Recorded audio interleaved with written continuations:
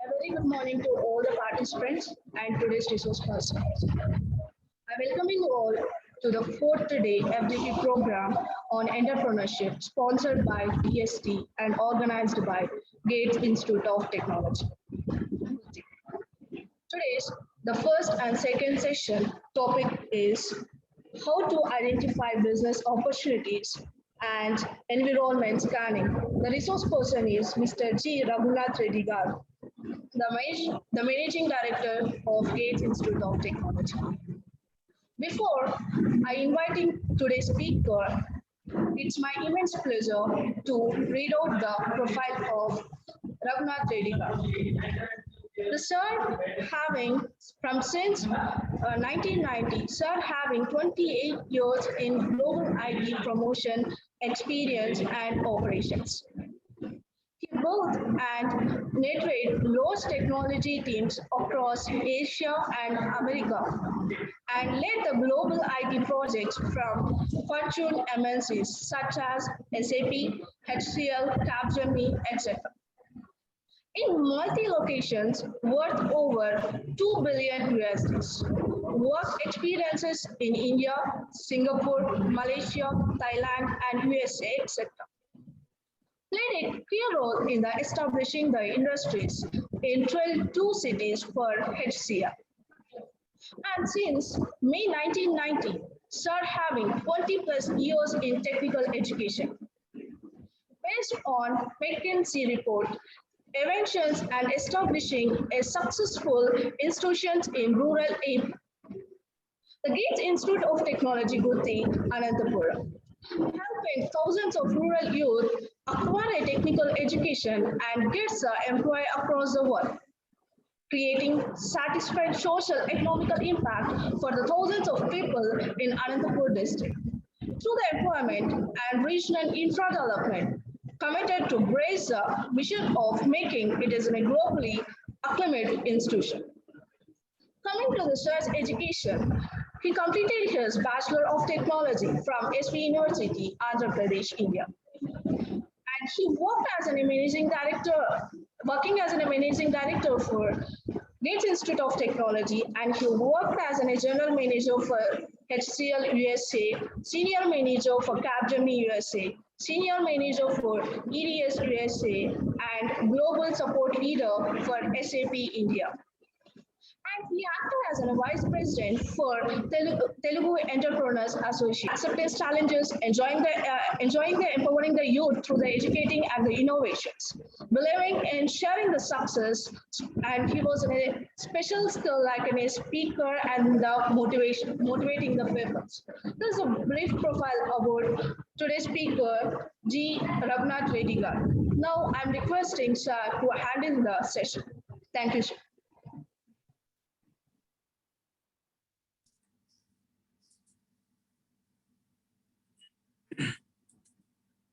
A very good morning to all of you. First of all, thank you, Salome. Thank you, Mr. Ramesh Naik, Dr. Ramesh Naik, and the Gates department, MBA department for giving me this opportunity. And my special thanks to the Department of Science and Technology, DST, for sponsoring this program. As we talked about on the first day, it's the need of the hour that we need to actually just focus on the entrepreneurship. So, I was fortunate enough to actually just be given a very easy topic. It's actually identifying the business opportunities. Let me share the slides that I want to.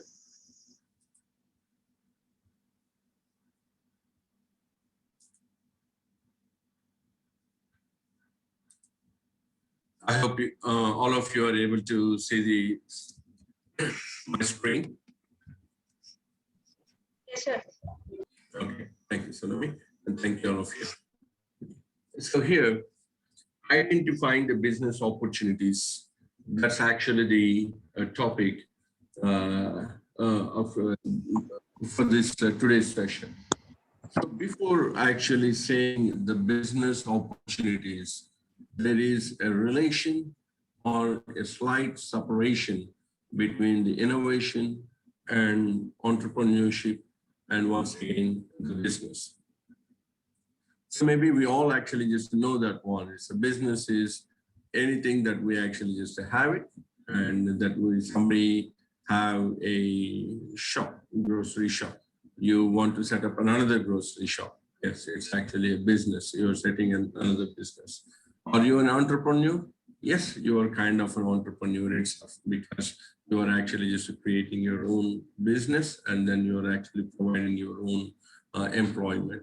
That's actually maybe a textbook point of view. That's how you may actually just define the business and the entrepreneur.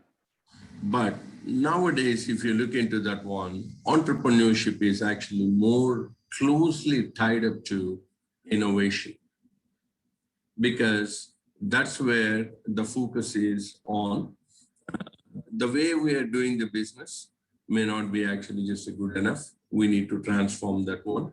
That means we need to come up with some kind of an innovative ideas so that our business can actually transform and grow and actually can spread into multiple directions.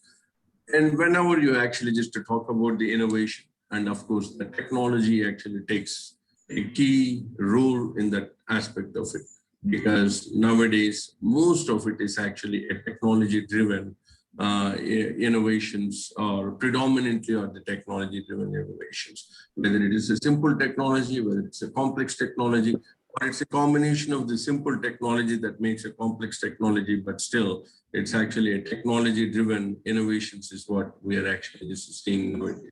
So the technology-driven innovations are actually just enhancing the current businesses model that you actually just have it, or you are creating entirely a different kind of a new opportunities, or you are identifying the gaps and trying to actually just fill that one, the needs of the people with your innovation. So how to identify the business opportunities and environment scanning. And here, this is what the title I slightly tweaked and changed that one, made it as innovation and entrepreneurship. It's identifying the opportunities. Once you innovate a product, or once you actually come up with an idea, of course, you can actually just convert that one into a startup, and the startup actually just grows and becomes into a business, and the business can actually just grow. That's how the steps will be. Okay, let's actually just get on to the first. It's a typical thinking. What makes innovative thinking happen? Once again, we are actually just going back to the innovative thinking. The business opportunities, yes, you can actually just set up whatever your father has a business, you can actually just continue in the same business. That's okay, different there. But here, we are talking more, this DST program, this entrepreneurship is actually just more tying up the entrepreneurship and innovation, and then trying to actually just develop the startups in the country so that we can actually just lead within our country and also in the rest of the world. So what is the innovative thing? And just it's a simple for me. It's a very, very simple it is. It's really a mindset of thinking different. A mindset of actually just looking at the problem and trying to actually just solve that problem. And mindset of actually thinking a problem and solving the problem and seeing an opportunity in that solving that problem. That's all is predominantly is innovative thinking. You have a different models you can actually just take it. I was actually just looking at there, we are going into that one. Yes, there is watermelons being sold because it's summer. We see the watermelons all over the places. The watermelon cost is maybe 40 rupees or 50 rupees. That's what it is. And when I actually just go to the next center, the guy was actually just having a small cart kind of a thing. And he's cutting the watermelon into multiple pieces, and he's actually just selling each piece separately. When I look into that one, the watermelon may be 40, but here he's scattering into different people, those who want to actually, doesn't want to eat the whole watermelon, but they want to eat a slice of it because they are on the way, they are hurry or whatever it is. He's identified those kind of people and those who want to eat, but they cannot actually eat because they don't need the whole watermelon. And so he actually just identified, came up with an innovative thinking. And why don't I cut this one and just give them to actually just eat it? So he makes more money because he cuts more pieces, and each piece price is different. When you join all those pieces together, the price of your watermelon, it's actually a lot more, and he's actually just making a lot more there. So his mom, I go a little bit further on the street, and I actually just looked into a fruit juice shop. The same watermelon, he actually is also cutting, and he is actually just grinding that one just by adding a little bit of ingredients and just putting a straw for me and just giving that one. But he's actually charging 50 rupees to 80 rupees for each glass of same watermelon juice. I see three of them there. Each one of them actually just identified. When I look into the middle first guy, the guy is actually just catering to the people, those who want to take it at home or place, and then actually just eat. When I look into the second guy, he actually just says, okay, I can give it to them. But when people like me wants to eat the watermelon somewhere on that one, the eating, even the cut piece is actually just difficult. I try to eat it. It's all my mouth and everything. It's actually just sticking on, it's dripping, and some of it is actually falling on my shirt. I feel a little bit uncomfortable. Even I want to actually just have that one. So people like me or others, those who are actually in a different kind of a thing, they cannot actually just stop there and eat that one. Of course, you can cut that one and give it in a bowl, and then you can actually just use it. If you move into that one, there is another category of people who would like to actually just add a little bit flavor to that one by raspberry or some kind of rose water flavor. And now he is actually just selling that one for 50 rupees. So a slice of watermelon, now he's actually just selling that. So what are all these people are actually doing? They're actually just using an innovative problem solving. Whenever they actually just see, hey, those guys are actually unable to do that, that means they identify a problem. When you're able to identify a problem, then you should have that mindset of how I can actually just solve that problem. When I can actually just solve that problem, how, of course, how innovatively I can actually just do it. That's a creative thinking. Either you actually do it in the grinder and cut it into the pieces, it's actually innovative thinking. It's actually just moving on to the next one. And identifies that one and come up with a different model. And then he actually just creates a business out of it. And then he looks into the viability of the business. So here, the question over here is identifying the business opportunities. When I actually just address the same thing to my students, I have been doing this one for quite some time. I actually go into the classes and I talk to my students, and most of them, they actually just come back and ask me, sir, how do I find an opportunity? Where can I find an opportunity and what it is and how it is?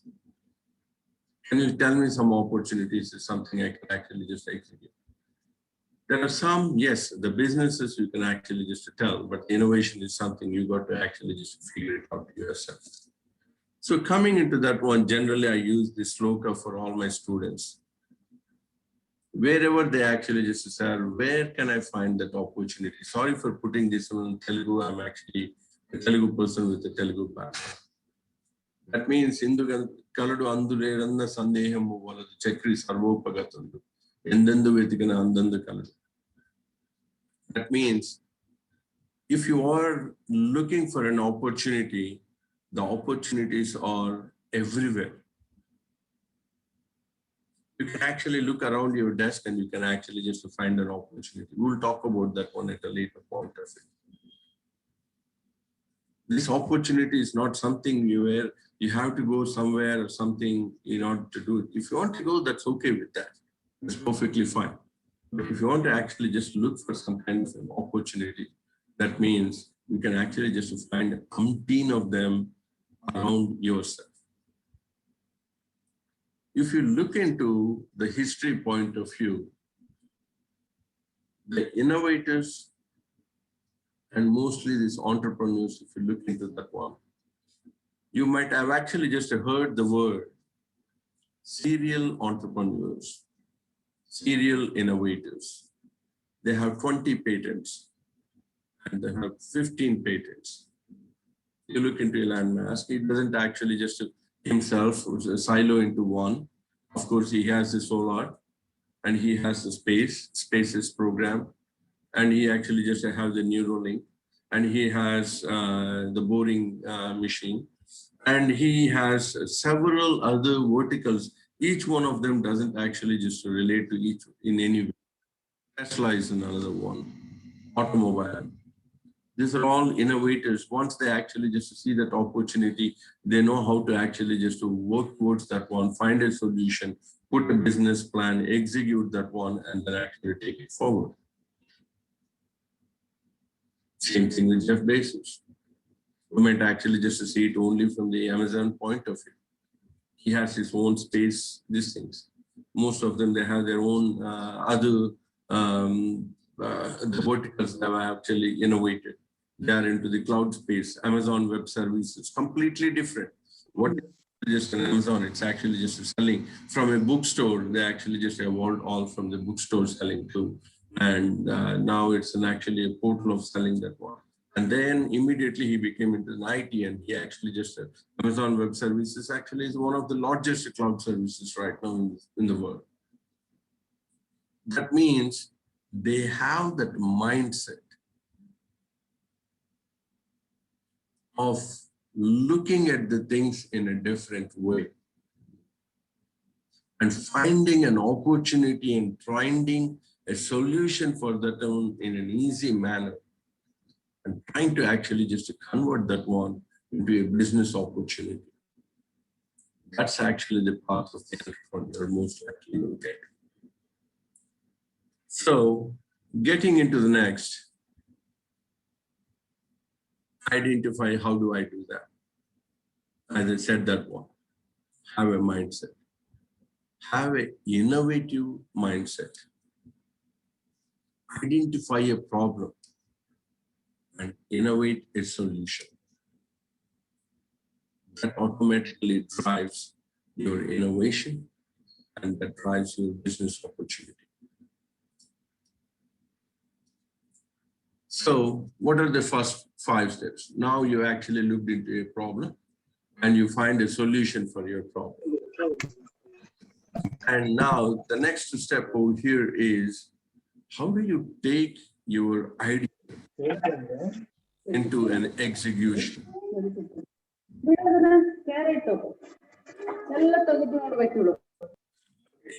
If you're not, okay, could you please put your phones on mute, or Mr. Ramesh, could you actually just mute all of them, please? Okay. So here are the 5 steps that we actually just put in. Once again, there is nothing like a cookie cutter formula for all the entrepreneurship or the startups. This is a high level, you will actually just get that one. That's all it is. The most important thing in the process of in the innovation all the way to the execution and making it a business model, the steps that you actually just have it is ideation is only at 20% of it. Thousands and thousands of people actually just have it. Millions of people actually just have some kind of things they want to do. They have an idea. They lack the execution. So when you look into this multi-step process, from all the way from beginning, identifying the problem, looking at the problem, finding the solution. That's only, and coming up with an idea for that. That's the 20% part of it. Your 80% is execution. A lot of people actually just say, I have an idea, but I don't want to share because he will actually just copy my idea and then they actually just keep it to themselves. There are a lot of you like that, and I myself actually been in that boat. It was there for 2 years. It was there. Some ideas, still I have it for the past 10 years. And it's actually just never actually just seen an execution kind of a thing. I feel that it's actually the greatest idea kind of a thing. And then I kept it in the shelf. That's all it is, because I could not find the ways to actually just execute. Now coming into the execution point of it. These are all the 5 steps that I could actually just put together. Once again, this is a very high level. Each one actually just differs based on your idea and your personality and your networking, and everything is actually changes. Passion and innovation. A lot of people, they said, "Sir, that's my passion." I accept that's your passion.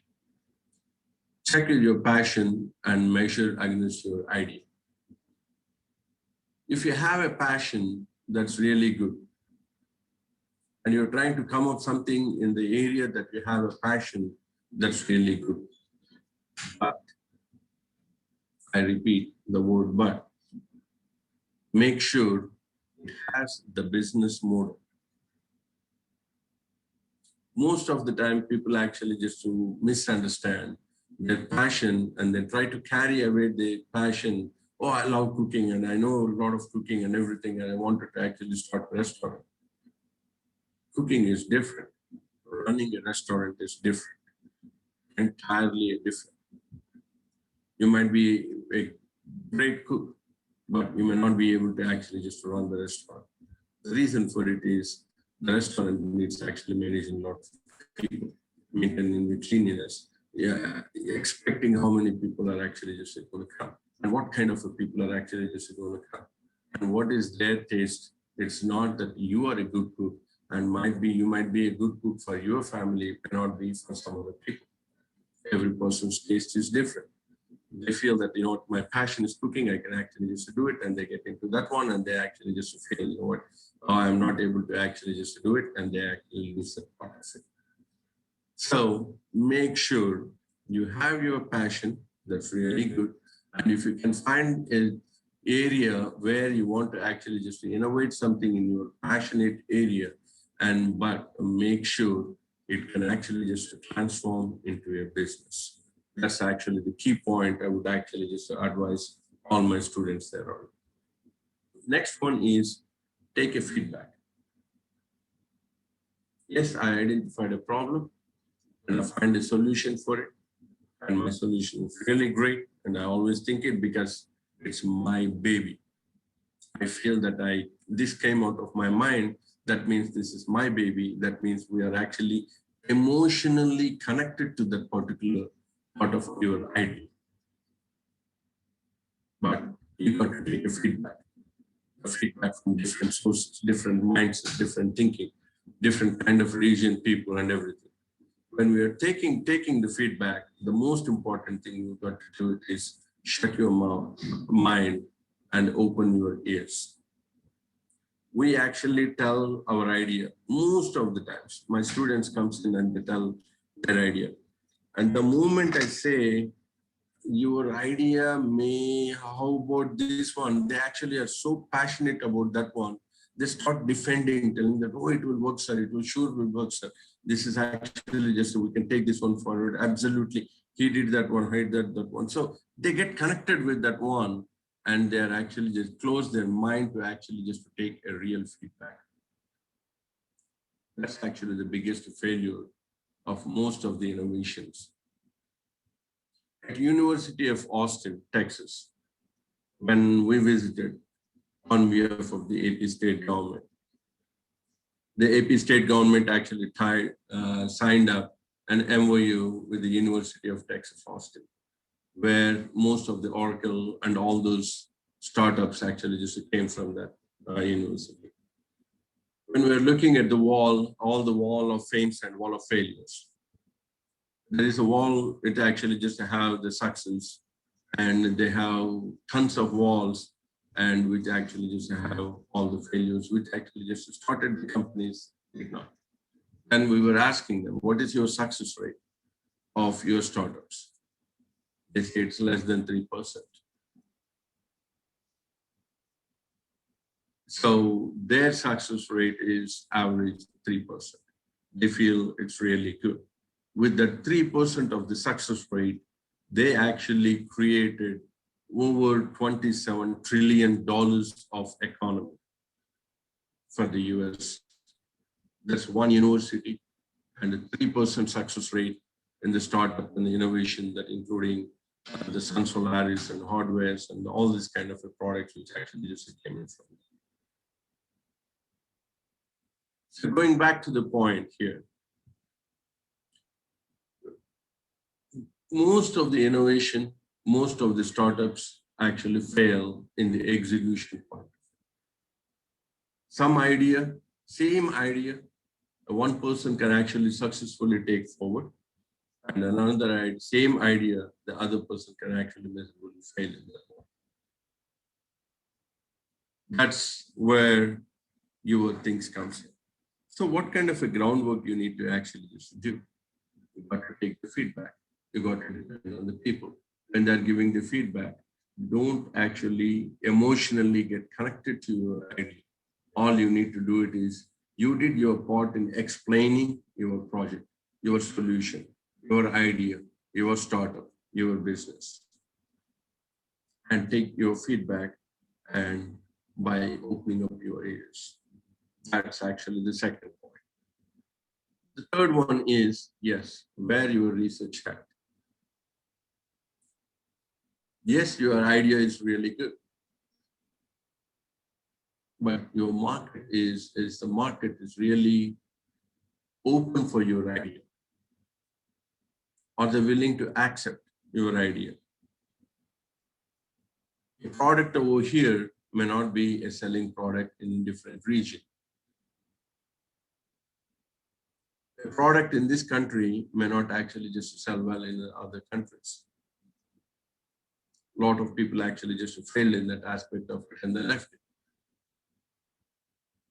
So you got to research and just make sure your product will be accepted at the end of the day by the market. Because once again, why are we talking about this? We are talking about, I will keep repeating this one again and again and again in my next, all this 2-hour session. You identify a problem. Where I can see a problem, you can see the problem everywhere around you. Anywhere you can actually just do it. Anything that you do it, you can actually just see you have a problem. Instead of complaining, you actually think about what can I actually just do it in order to find a solution for it. Once you actually just find a solution for it, see if it is a business opportunity can actually be made out of that solution. In order to do that solution, here are the high key levels, now you're doing it. Because you identified, hey, this is a business opportunity. Yes, there is a potential. Now you actually just go and take your feedback. You talk to your husband, you talk to your wife, you talk to your kids, you talk to your friends, your network, your bosses and your colleagues, and take them from the different kind of feedback. That's okay with it. Don't worry about the actual copy your ideas. As I said that one, it's a depends. I would say 90% of the ideas cannot be copied. Even if they copied, that's okay with it. But you can actually just keep that one entrusted. You don't have to actually just keep it in the open market if your idea is really good, right? That's a judgment you have to make it. And then once you make it, then you do your research analysis by wearing your research hat. That means you actually just see whether my things will be acceptable. Now, the most important thing actually comes into the picture, your financial hat. You have to wear your financial hat. Explore the financial viability of it. How can I manufacture this one? How can I produce it? What is the best price? What are the competitors? Are there competitors? Even my price is, my product is the first product in the market. Are the people really willing to actually pay for this much amount of money for the product, for the benefit that we are actually just giving it? Do the people really see that one? How do we actually just do it? That's your financial hat you wear. The next one is the networking and the mentorship. Lean on a mentor. Have a good person who can actually just mentor you, guide you. That's actually just very important and a critical portion of it. Your networking is your success. Most of the startups, most of the startups, they rely a lot on the networking. They go into the crowdsourcing. They'll go into the places like LinkedIn. They go into a lot of toy and their tea hubs, this one. These are all the places, the ecosystem the governments are actually trying to put together. The reason for it is they are actually the key factors for the success of the startups. Looking at all the hats that an entrepreneur will be wearing, you yourself, I'm not so sure what kind of profile you all have. You might be an educationist, and professors, assistant professors, and the students, whoever you are. You imagine yourself as an entrepreneur. Anybody can be an entrepreneur. From a 6-year-old to a 60-year-old or 80-year-old person, I've seen all the people. Those who have been an entrepreneur still have been very successful at their young age, at their old age. Why many entrepreneurs, why many startups actually fail? The reason for that one is you need to wear multiple hats.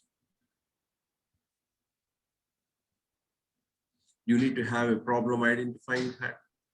You need to actually just have the attitude of listening to the people.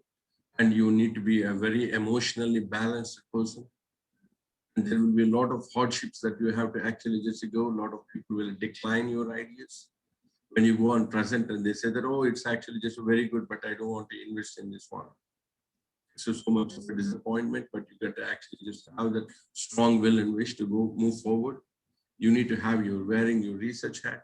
You need to wear your financial hat, and you need to depend on your mentors, and you need to work on this networking and everything. It's actually just kind of a 24/7. That's what it is. An entrepreneurship is not an easy thing. But once it actually just clicks, if not one, you might fail in one, but you might actually catch up in another one. But eventually, when you find something in there, when you find the groove and you find the rails that the train can actually just put on, then automatically it keeps going and keeps expanding, keeps exploding in multiple ways. Always, there's a different kind of a satisfaction than an entrepreneur actually just gets compared to being as the other side. Moving on to the next.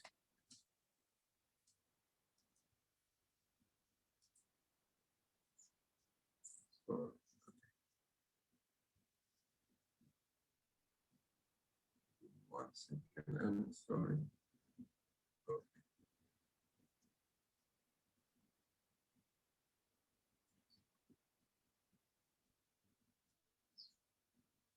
So here we talked about already the innovation opportunity.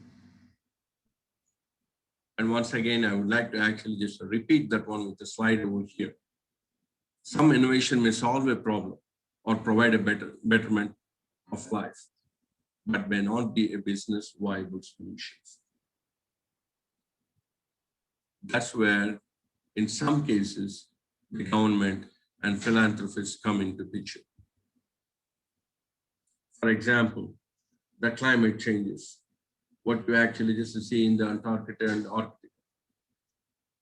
The ice is actually just breaking apart and falling them, creating the water level increase of the ocean, impacting the sea life. And it is happening at a rapid rate that we all actually should be concerned about. Absolutely, you can actually come up with an innovation in there, but there is no business opportunity that you can actually just make money out of it. There is a huge amount of plastic actually just being thrown into the oceans. That plastic is actually just being eaten by the fish, and all the sea, the animals and everything, sea life is actually getting impacted. You might come up with a business of innovative idea. There may not be a business opportunity in it, but that's okay with it. That's where the government and the philanthropists actually comes into the picture, and they try to actually just save it. There are a lot of kids actually just came up with the different beautiful ideas on actually just taking away the plastic from the ocean. There are a lot of people actually in the crowdsourcing, everybody contributed $10, $20, $30. It actually just has become a multi-million dollars for them, where they were able to successfully execute these ideas, innovative ideas. So there are some innovation that you can actually just bring. Once again, when you call it as an innovation, that means it is solving a problem, making someone's life better, making things done easily, or it is helping one way or the other. That's what. So here are some of the ideas we would like to actually just present, which I generally present to my students. Let's identify the different kind of things. Of course, a lot of people actually just go into there on it, and they need to actually do the apple plucking or strawberries or any kind of things there. But when you look into it, sometimes you are not very sure the fruit is really ready for actually to be taken out. Now you create an image processing based solution. You can actually just have your phone and develop an app, and you collect all the images, put an algorithms in back of it, write an artificial intelligence kind of things on that one, based on the algorithms, based on the image processing technology that you can actually just use, then it can automatically compare and say, yes, this actually just a tree or this prop or this kind of things is ready for, is right, and then we can actually just use it. This is one of the, some of the examples we will go by, and where you can actually just see, hey, this is the problem statement, and this is what the solution is. Here it is, the problem statement over here is most of the crop is being eaten away by the birds, at least 20%, 30% of it. That's actually one of the biggest drawback for the farmer. They identify different kind of things. We put the scary crow. Yes, for some days they are actually scared.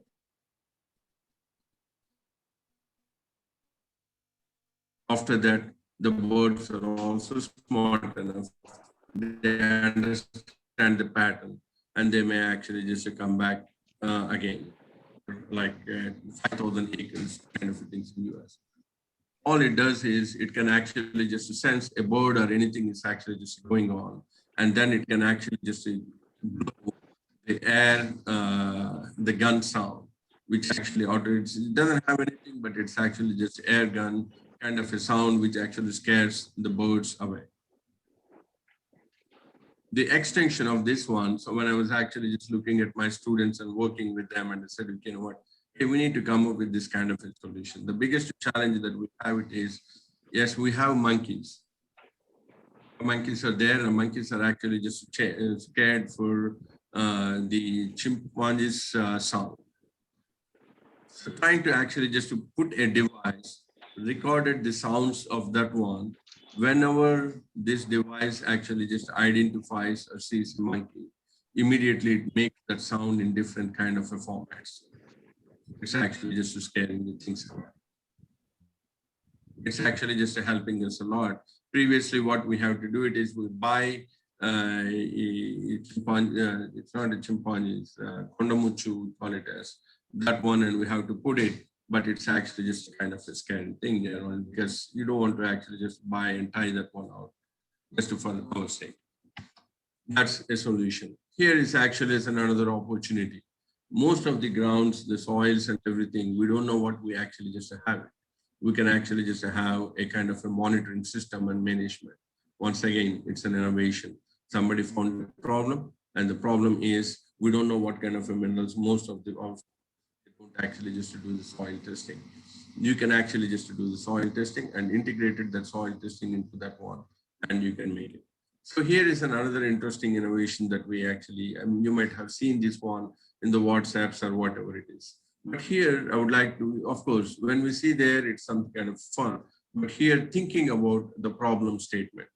The problem statement is when I'm washing my hands after going into the bathroom, that water is entirely, it's a waste. All I'm doing is a little bit of a soap, or with or without a soap, and just washing that water away, and then actually just gets wasted there. So this is actually a very simple innovation that we can actually just have that. So the water gets used. So you can imagine the number of gallons that we can actually just save in a country by actually just putting this kind of a solution per day. How many people will actually just go with a billion population? With a billion population going into the restrooms twice a day or thrice a day, that means 3 billion times the people actually just goes into the washroom. They come out and they wash their hands 3 billion times. Each one of them, they typically take a 2 to 3 liters, or sorry, a 1 liter minimum of water to wash their hands. If it is others' water, if it is in their own home water, they actually just use only 1/4 of a liter. That's actually the calculation also. A person at home, he uses 1/4 of it. It's the same at office or at a restaurant, at other places, they use 1 liter. They use 4 times more. But anyhow, you imagine that one, 4 billion times liters. We are talking about 4 billion liters of water that can be actually saved. That's a huge change that person can actually just bring it into this one. But now if anybody is asking, so what is the business opportunity in this one? We can actually just see it. Yes, when we look at this picture, all I want you to actually just think about is, just think, when you look at this one, somebody created, this is a very good idea, right? That's where we actually just put it.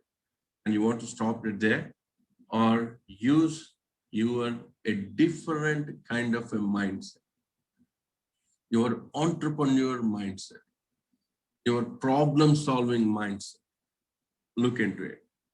See, there are so many toilets. I cannot replace all the toilets. In my college itself, we actually just have so many toilets. I cannot afford to replace all these toilets because just for saving the water to the earth. Rather actually leave with that one and let's go on. So there is an opportunity for somebody to actually just make only the topmost portion of it, which fits to any kind of a toilet. A multi-purpose, a multi-sizable, a resizable head that you can actually just bring it and just make that one, that's a good opportunity. You can actually just make use of it. So that's actually one business opportunity I see it. And another opportunity, what we actually just see it is a kit. Right now there is a sink, mostly next to this one itself. A sink and the toilet. A connecting kit from the sink to the toilet can be sold, which actually just go and just to put a small pipe and a small hole kind of a thing, just to put that one, whatever it actually just when you use, because I'm using my sink exactly the way I'm using it, but the water actually just gets collected and just pushed into this. You can actually just think, these are the two ideas which my little brain actually just gave. But when you look into this one, there itself, you might actually just find multiple opportunities for you to actually just explore. And here is another cute idea. Once again, you have a business opportunity? No, but it's actually something for the mankind and for humans. That's actually is very good. Somebody designed, a drinking water system, right? We all actually drink water. When we drink water, certain amount of water goes waste. Why can't we actually collect that water at the bottom of it? Here you actually just see this portion at the bottom of it, which will be where the birds or dogs or some other animals can drink. Yes, if you want to actually just make it, you can make this business opportunity, or this is something, a feel-good factor. We all actually part of this earth. The corona has actually just taught you are not by yourself anymore. We keep forgetting that fact. We all still think that I am a person and this is my family and this is what it is. But at the end of the day, this is actually one earth and one family, and we're all actually tied up independent, one to each other. And so here, this is actually a fantastic idea. Somebody, what does he actually do? My mind actually just, when I look into this picture, oh, he did a good this one. But I was thinking, what made him to think this one? So the guy who was actually just thinking, okay, when I'm drinking this water, the water is actually getting wasted.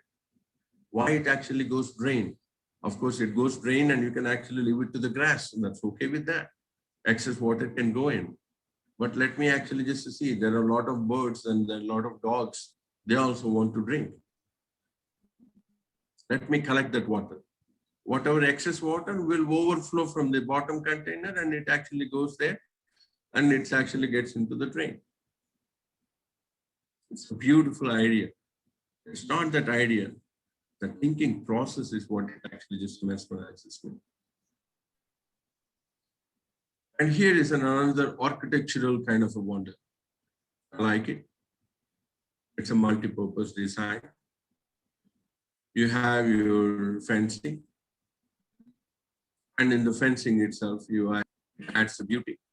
It adds some kind of elegance to the city. And create in US, you know what? We are a startup-based cities. The reason for it is they want to attract the startup companies because they are the ones who actually gives a lot more jobs compared to all the big companies together. So they try to actually just attract those kind of things by presenting this kind of ideas to the public, where the people actually just say, hey, there's a lot of creative minds over here. When you have the creative minds and all the other creative minds also want to come in. Here is another interesting thing. The problem statement over here, the tire is worn out and you actually just go and the tire bursts. And you don't know the tire actually just worn out because either you did not, it's because you're not technical enough to actually just understand the tire. Most of the women, they are driving and they don't know much about the mechanics and these kind of things. So you actually just imprint in such a way, when the tire thread is good, you don't see this one. When the tire is actually just wearing out, then you will actually just see this one as a replaced tire. That means it's a simple innovation. How does it actually help? Is there a business opportunity? It may not be a business opportunity, but you have a selling point in your tire. Compared to the others, you can actually just say, hey, this is a selling point I have. And here is another beautiful thing that I actually just have that one. Like to share. Train loading indicator. Wonderful. I myself actually just tries to go into the train sometimes. And of course, now I have a reservation, I get in. When I was in my colleges, I used to go in the general compartment itself. And there are so many general bogies and I don't know which one actually just have the vacant seats there on it. I go into the front and there are some in the back. And then we rush to that front and said, oh, it's full. And then we try to rush back to the backward and then try to get in there on it and those kind of things. Here it's actually just to have a dashboard, which actually just tells that one, which compartment has less number of passengers and where it actually just comes in, whether it comes in S1, S2, S3. It's not the solution what I'm actually telling should actually interest you. It is the problem statement. We all actually just went through this one throughout of our lives. We all know that we actually just go into that one there. Because now you go to the station, it will tell that S1 comes to here, S2 comes over here, and it will actually indicate only for those reservation compartments.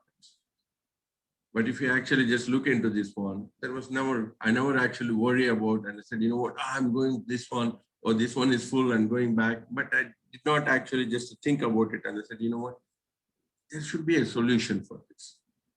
Why I should be running there and why I should be running back, and then why I should be running front again within that 5 minutes that I have it, carrying all my suitcases and everything. The only reason why I was actually running from the front to the back and back to the front is there is no information which bogie is actually is. And the people actually, when they leave that one from the previous station, they know that one.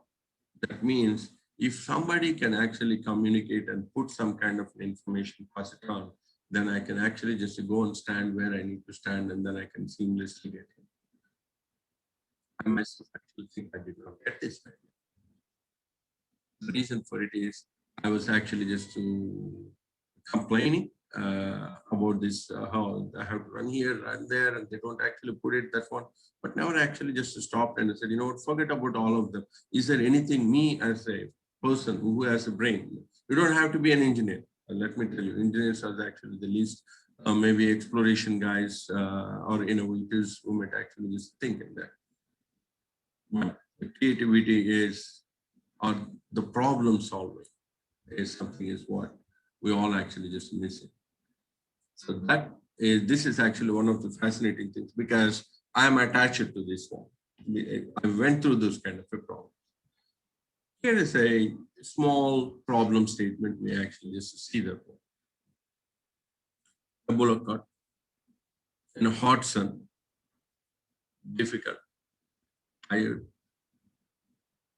thirsty, cannot express, struggling. We see this one every day. We take things into granted when we look around. There might be some people come up with this kind of an idea. What's the difference between the other one and this one? Or with all, we have seen that kind of a thing 1,000 times, 2,000 times. The only difference is we see a problem, we pity that one.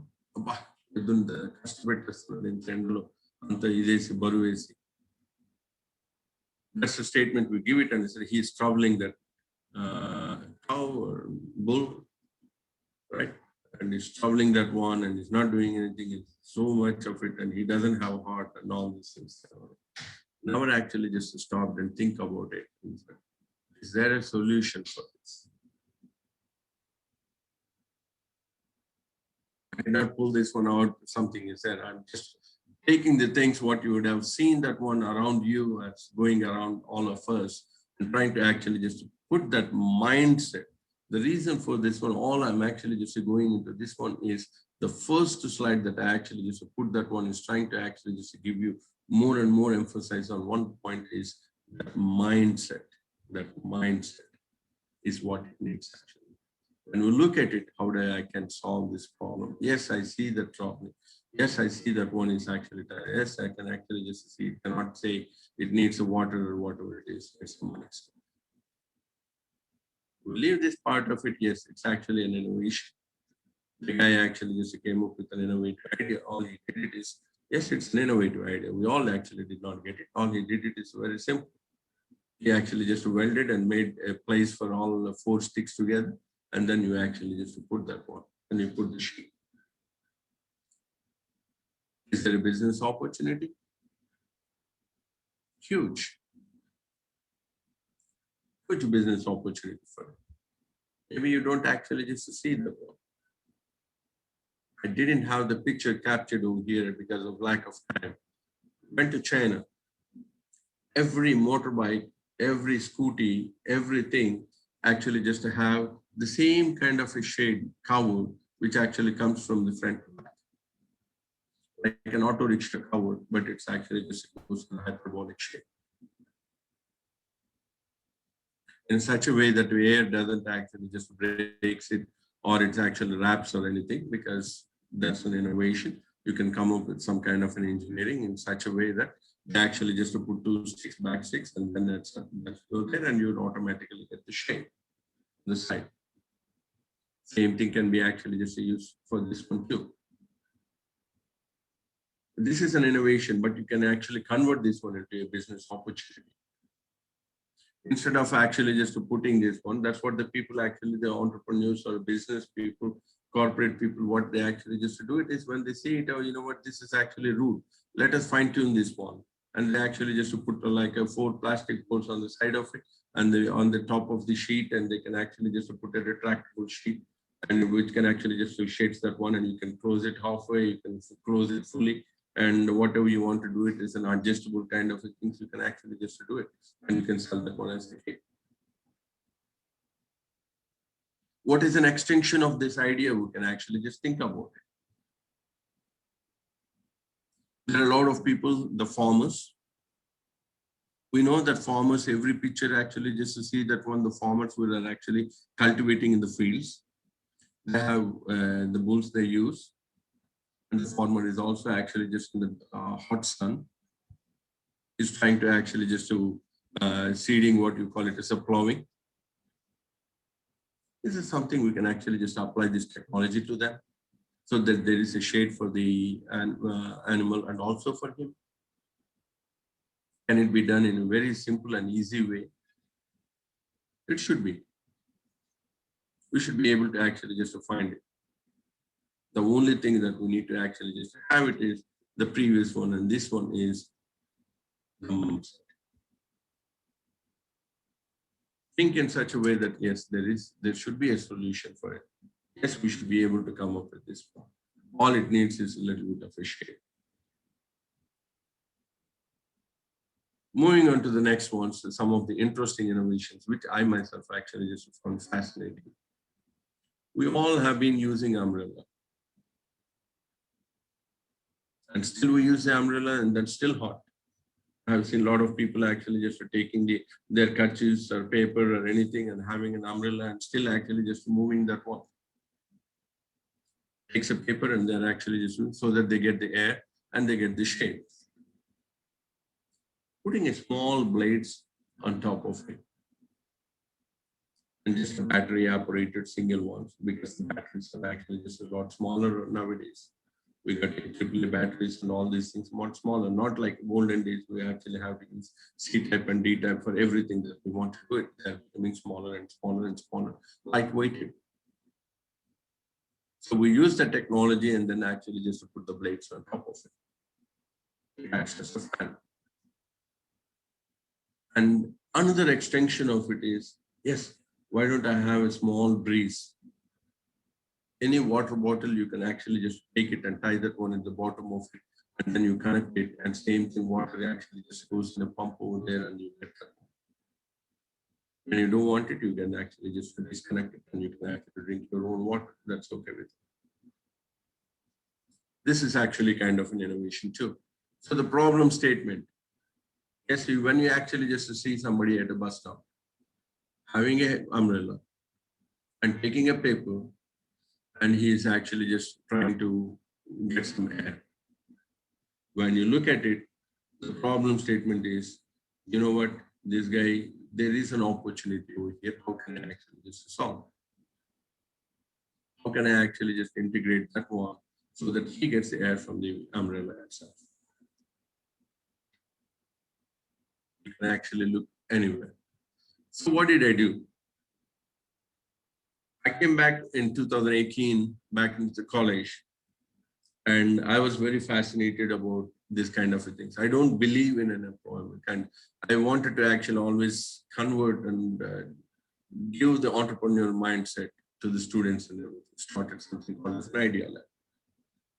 And used to gather together and throw a problem statement, or anybody who actually just comes up with any kind of ideas, they actually just come onto the dais and then express it. Any kind of a crazy ideas. We tell them, we go, you look into it, you sit in the bus and you keep watching when you're going home and see any problems that you actually just have, and then you actually write it down and then come. And it has actually just lead up very well. Some of the students actually won at the national level at 75,000 rupees prize. Some of them actually just came up with an excellent Uber kind of a concept where the investors actually came forward in order to actually just invest in that kind of an ideas. And some of them actually developed some kind of a products. It's kind of a wonderful, all I say it is, I did not do much. All it is something like a discussion, but every week I go and sit with them and listen to them and how good, how bad, or whatever it is, because they're like babies and they want an attention. Sir, my idea is good, you got to listen, you got to listen.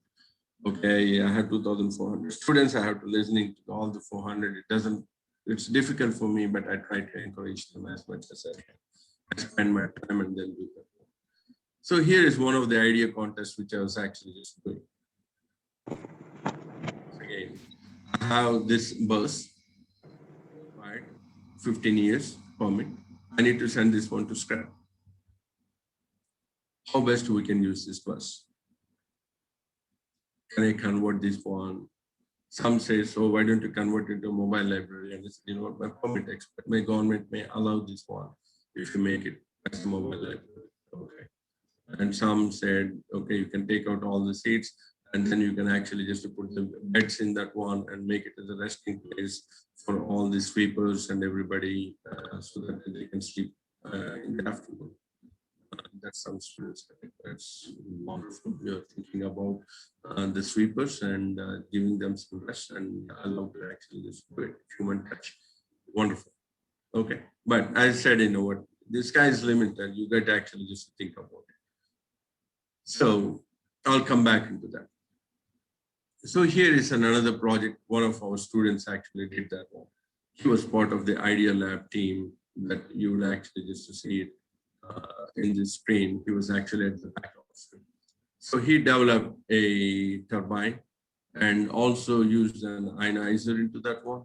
And that turbine actually just to use humidity in the air and converts that one into the water and also use the water.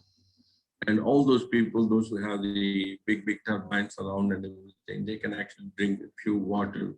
And also you can actually use that water at least to cultivate to some extent of it, not acres and acres, at least around that one if you want to actually develop some kind of green.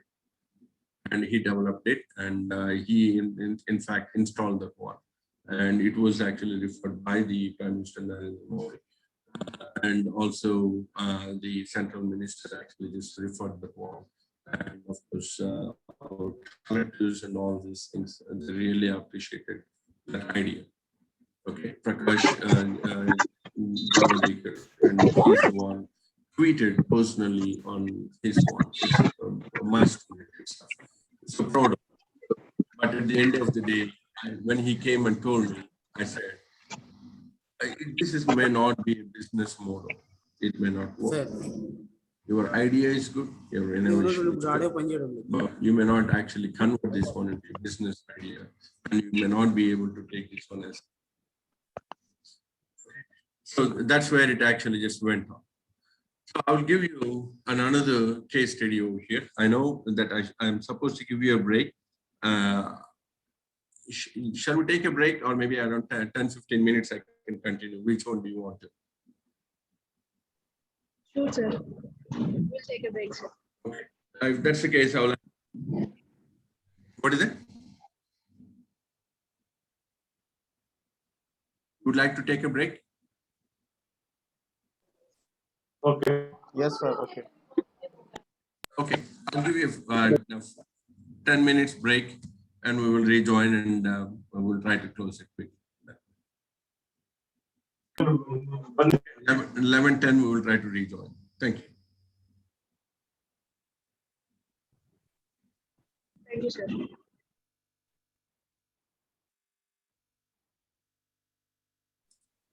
Yeah, we will rejoin at 11:10.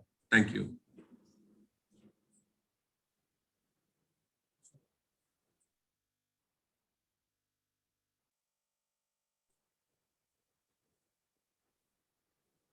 Okay, sir. We will rejoin 11:10. Dear participants, please rejoin by 11:10.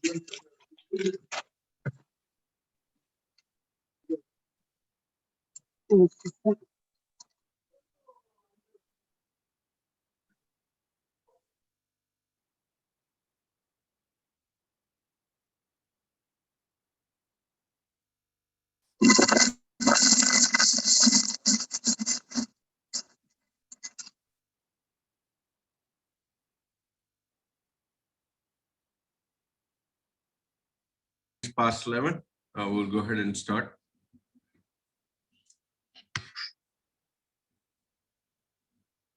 Mr. Ramesh or Salome, is that okay? Can we go ahead and start this? Yeah, okay, sir. Okay, sir. You can continue, sir. So you're able to see my screen, right? Yes, sir. Yes, sir. That's wonderful. Welcome back, all of you, again. So here, I'm trying to actually just to give you a very quick case study. This is something I was challenged to do it. So that's actually just maybe 7 years ago or 8 years ago. So I went to a session, and my son was also part of that one. It's actually a innovation or a startup boot camp. We have been doing that one. We have an organization in US called as the Telugu Entrepreneurs Association. We try to actually just to promote the people, our next generation kids, to be more entrepreneurs instead of actually being employees kind of mindset. So all the parents brought their kids, and so there were some mentors, and the mentors were picking up the kids, and the kids, they gave their names. When the kids gave their name, hello?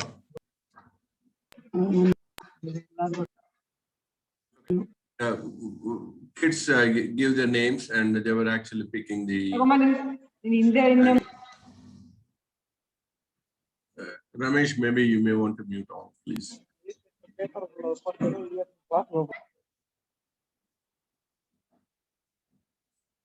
I request you to mute all your mics if you're not talking. Okay. So it's my son was left over. My son and another 6 kids were left over because there was no mentor. I was expecting somebody to actually mentor my son. They were calling the names, and they said, "Hey, anybody wants to come and mentor these kids?" They were like 8 years old, 9 years, 10 years. That's the kind of an age group kids they were there. Nobody came forward because they are actually one of the youngest teams there. My son was there, and I was sitting there, and I was expecting somebody to come forward and mentor this team. So it's a competition. It's a bootcamp competition, and they were given 12 hours of time. They need to actually just identify an idea and come up with a startup bootcamp that would be given an opportunity for them. There are like $500 million judges, and the judges actually just owns huge restaurants that have $500 million properties there on it. So since nobody actually just came in, and I went forward and I said, you know what, I will actually just mentor those kids. So the kids, we sat together, and the first thing is, yes, they opened up and they said that one, now you have 12 hours time, and you need to actually just come up, think something, come up with a business plan and present it and to the judges, and whoever actually just wins it, and they have 3 levels of prizes and also the funding opportunity for your business. So this is the case study. That is a real case study which I'm trying to actually just show you. So what do? I looked into the kids, and somebody was talking about the social entrepreneurship.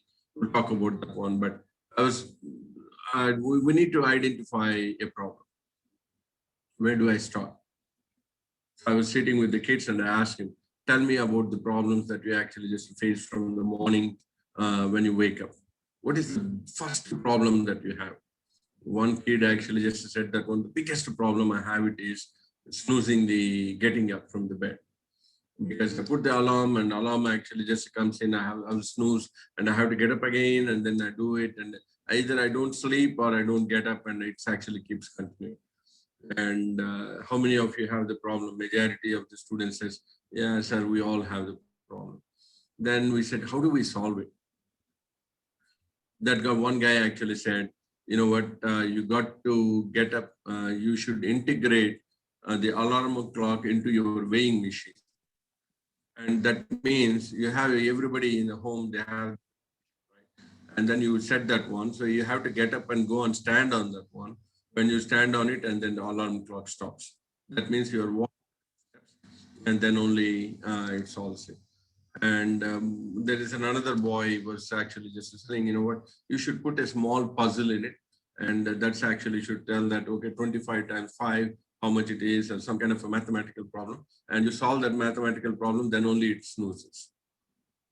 And every day it actually just gives that one. So in the morning you get up and you're thinking about a problem, you're solving something.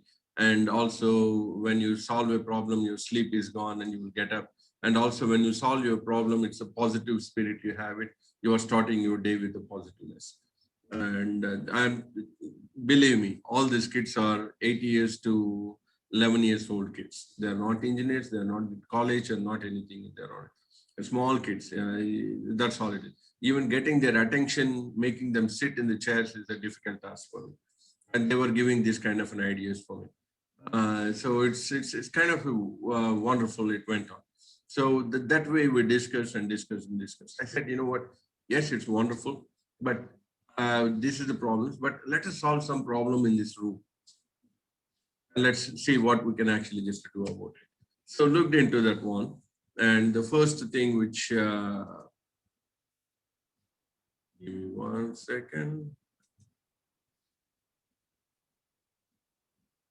Okay, this is the title, Innovative Entrepreneurs for Day-to-Day Common Problems. Okay. These are the slides entirely done by the kids. I did not actually touch even a single thing.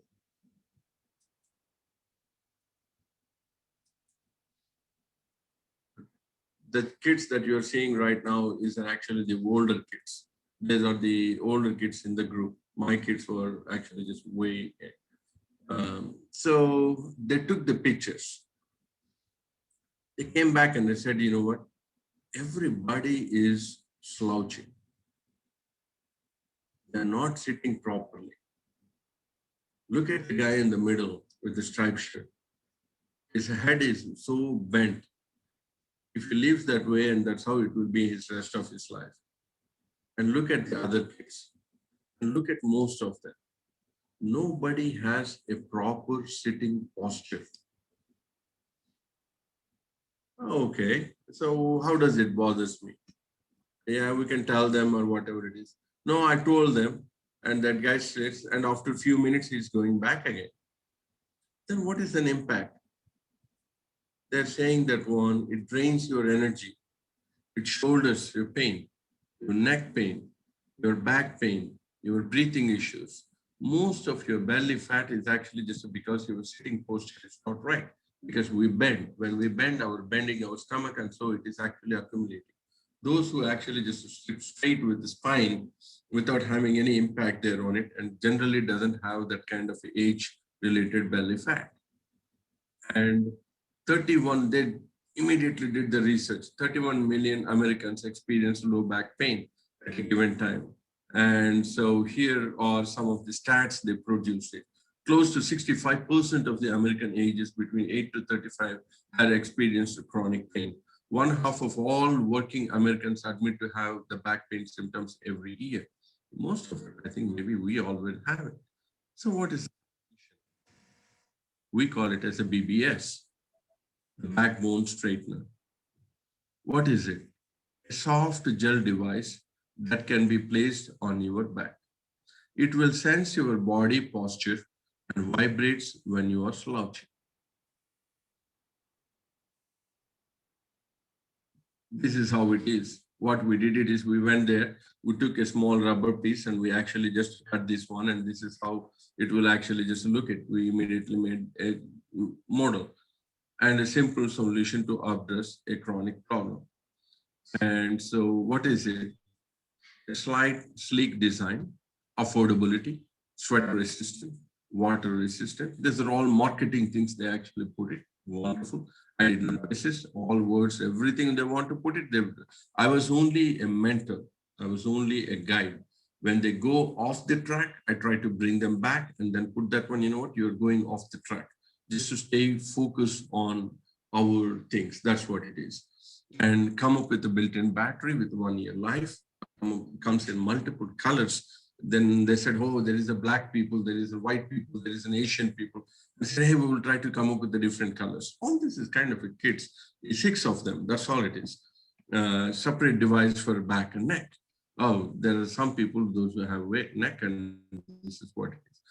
And here, customer market, I told you, the 5 points, right?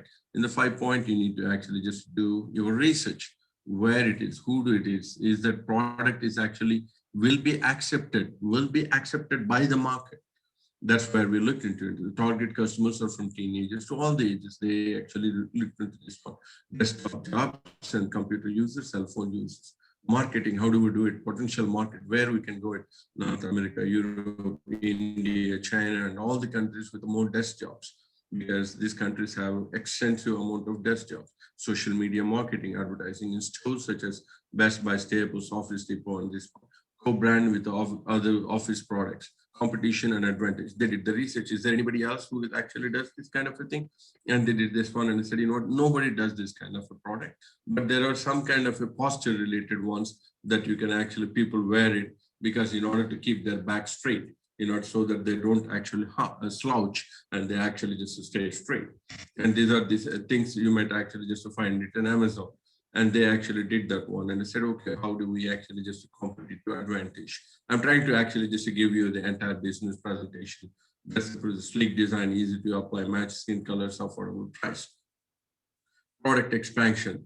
Yes, today is this product, and tomorrow, how do you actually just expand this product? What is the capability on it? Because you are pitching to the investor.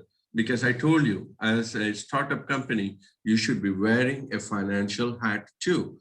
Right? There are multiple hats. You are a problem solver. You are a problem identifier. That's the first thing. And the second thing is you're a problem solver. You're trying to actually just solve the problem. And then you're a market researcher. You're wearing that hat and researching your market capability and adaptability and acceptability of your product.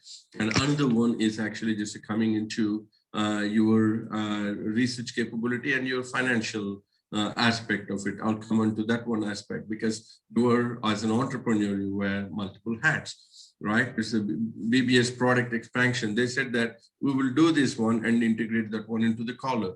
And okay, here is actually for this collar. And here is actually in the pant.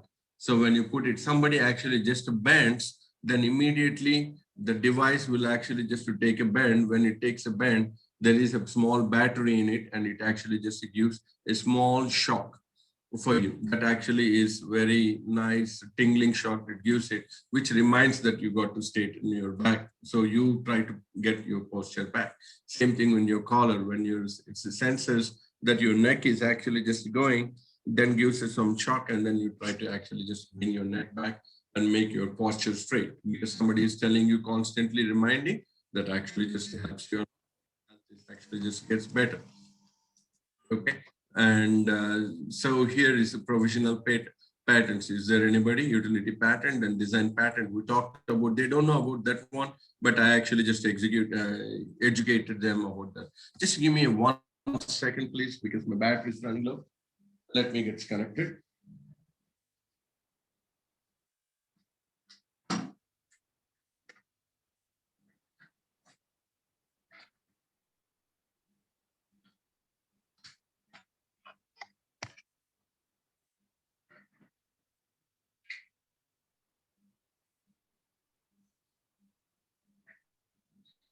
Okay, I'm back. Thank you. Okay, so here we try to act salaries investment, and this is actually the financial hat you need to be wearing, and 300K and 120K for 80% of your share, and we try to actually just raise that one from the outsourcing, and 180K for 30%, and through the venture capitalist this one. And this is actually the budget we prepared that one there itself, and once again, the kids actually did an amazing and did this one. And sales projections, how many units we can sell, what's the unit price of it, and what's the revenue that we're going to actually get it, and what's the profit per unit, how much we can make it. Yeah, when we make less number of units, we'll have less profit. When we make more units, and our profit actually just increases, net income is. And here, this is the three takeaway points. They call it a real problem and huge potential. When you're investing, pitching this one to your investors, that means you need to give them the confidence that your product is very good, and the part of identifying a problem and taking your problem and finding a solution and taking that one, and execution is actually the 80% of your entrepreneurship, 20% your idea. And this is all the execution ideas that you need to actually just to put it in place and execute them as well. Right? Helping people have better life, partnering with the committed innovative entrepreneurs. And here, this is where we always you try to add a little bit of a sense of humor at the end of it, so that the people actually just laugh. And here it says, hey, you have a bad posture. This is actually kind of a candy stick, which actually bent and sold Kamar candies type of it. Okay, and this is what it is. So you believe me or not, the kids actually just got 150,000. They won the third place, and they got $150,000 as the one of the investors interested in coming forward. If we take this idea and manufacture this one as a product, that's actually for a certain amount of a stake. He asked for 30% of the share. But anyhow, the kids are too young and they're not interested in developing it. I myself cannot actually just take it. The reason for it is it's not my idea alone. It's in combination with the kids' idea. We don't steal the ideas from others. That's where. And we left it, and we actually just saw some products after 2 years or 3 years in the market. They're trying to come up with something similar to this. Right? So this is where the entire journey of an entrepreneurship goes in, right? And it's very, people think an entrepreneurship is a cool thing and easy thing, that you got to be a multi-talented, you got to have the sleepless nights, you need to have the courage of taking the things forward. You need to actually just have that persistence of withstanding the do's and don'ts, and when the people actually discourage you and encourage you, because the life of an entrepreneur is like a sine curve. Sometimes you feel it's actually just going very well and you're actually on top of it, and sometimes it actually just goes towards the bottom of it, and then you have to take this one again, and then it's actually just goes on. So what we actually just talked about so far, we talked about that the topics, today's topic is find the business opportunity and identify. How do we identify? We see a problem. When we see a problem, we don't walk away. We actually look into a problem, having a different kind of a mindset in it. The mindset that we actually just have it. How do I solve the problem? What can I do it in order to actually just solve the problem? Once we solve the problem, find a solution for it, find an idea for it. Is it an innovative idea? If there is an innovative idea, how do we actually just approach towards that innovativeness? And whether it's a technology-based innovation or non-technology-based innovations kind of things. Majority of the solutions that we have in place right now around the world are actually just a technology-based solutions itself. Once your ideation is done, then the execution comes into the picture. We talked about the 5 points, at least a high level, 5 level, that I kind of think are put together. That needs to be, you need to be wearing a different kinds of hat, multiple hats, your financial hat, your marketing hat, your research hat, and your presentation skills hat, and your execution hat. All these kind of things combined to put together, and then you actually just make a startup. Once your startup is there, and then put the things, this one, and grow that one into a business, and how you want to actually just take forward. Okay, this is what I hope this actually just gave some kind of an idea, I guess. We will open the floor right now for the people to actually just comment and let me know anything that you would like to talk. If not, I know that one Mr. Ramesh and others generally gives you a quick quiz questions. Personally, I don't like to actually just give you a quiz because I am not a typical academician. I don't believe in the typical academician type of a learning. have an openness, and I always feel thinking differently out of the box is way we should actually just do it. So one of the things what I actually just did, I'm giving you a Google form link over there. Take up a challenge. Anything in the next 10 minutes, look around your desk. Go around your home. Any kind of a things, or in the morning you woke up. What is the biggest headache that you have? Biggest challenge you have that you feel every day, you know what, this is bothering me. Is there a solution that you can actually just find? There is no a good solution, bad solution, or ugly solution at all. It's something you need to actually just start thinking somewhere. Let's actually just start doing that one right now. So here, if none of you can actually just find, and here is the idea contest, I put that one. This is the bus. How best we can actually use it. Let's wear our thinking hat. Let's wear our problem solving hat. See what we can actually come up with. Once again, where most of the people makes the mistake is they want to come up with the brightest idea in the world that nobody out of all these 5 billion people actually did not think about. That's the wrong thing. Whatever you get it, your idea is the idea, it's what matters. You don't have to compare your idea, your thought process with somebody else. Comparative life is a bad thing. Either in this aspect of it or in any other aspect of it. When we live a comparative life, we'll never be happy and we won't be happy. Let's leave that comparative point of view. What he does and what his idea, what's my idea, don't compare, because you cannot actually control what kind of an idea he's going to get. So let's not think about him at all. You are all by yourself. Now you have two things. So somebody says not clear about the problem. So here, the exercise for you is, now on the screen, you see an idea contest. I have the bus. The bus permit has expired. After 15 years, the school buses cannot be actually just run on the roads. That means we need to send the bus to the scrap. They will pay 1 lakh or 1.5 lakh. We can actually just sell it to the junkyard. Instead of selling that one in the junkyard, is there any way we can utilize this one for a better purpose? That is one problem statement I'm doing. If you have any thoughts on how we can actually just do it, click on the Google form, put your name, put your idea. You don't have to create a presentation. Absolutely not. Just only an idea is good enough.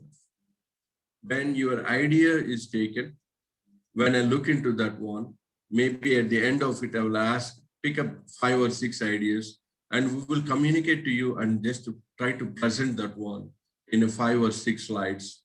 And so that at the end of it, we can actually just review your ideas as a whole. So next one is, so do we have to create a presentation in the problem and solution? All you need to tell it is, for this idea contest, you can actually just tell that how best we can actually just use this bus, right? That's one problem statement that we have. Another problem statement what you have is, now look around in your house or go outside, look into the street. See any problem that you can actually just see. See if you can come up with an idea to solve that problem. You try to actually just to put, hey, this is the problem, I see it, and this is actually the solution I suggest, or this is the idea in order to solve that problem. You put that one together. We will collect all those things And at the end of it, maybe later on, we will review all those things. That actually just tells that our creative ideas itself. If somebody says, can we use it as a laboratory for students? It's up to you, Mr. Syed. If you look into that one, I posted a link. Click on that link. It's a Google form. When you click on that link, it gives you 3 or 4 fields: your name, your email ID, your phone number, and your idea. And if you want to actually just have a presentation of 1 slide or 2 slides, and you can actually attach that file. Okay. Instead of posting over here, you can actually just put your idea in that one itself. Okay. But it's a good thing, good thinking. Can we use it as a laboratory? Wonderful. Actually love it to hear. Okay. Please share the Google form. I already did, Rashmi.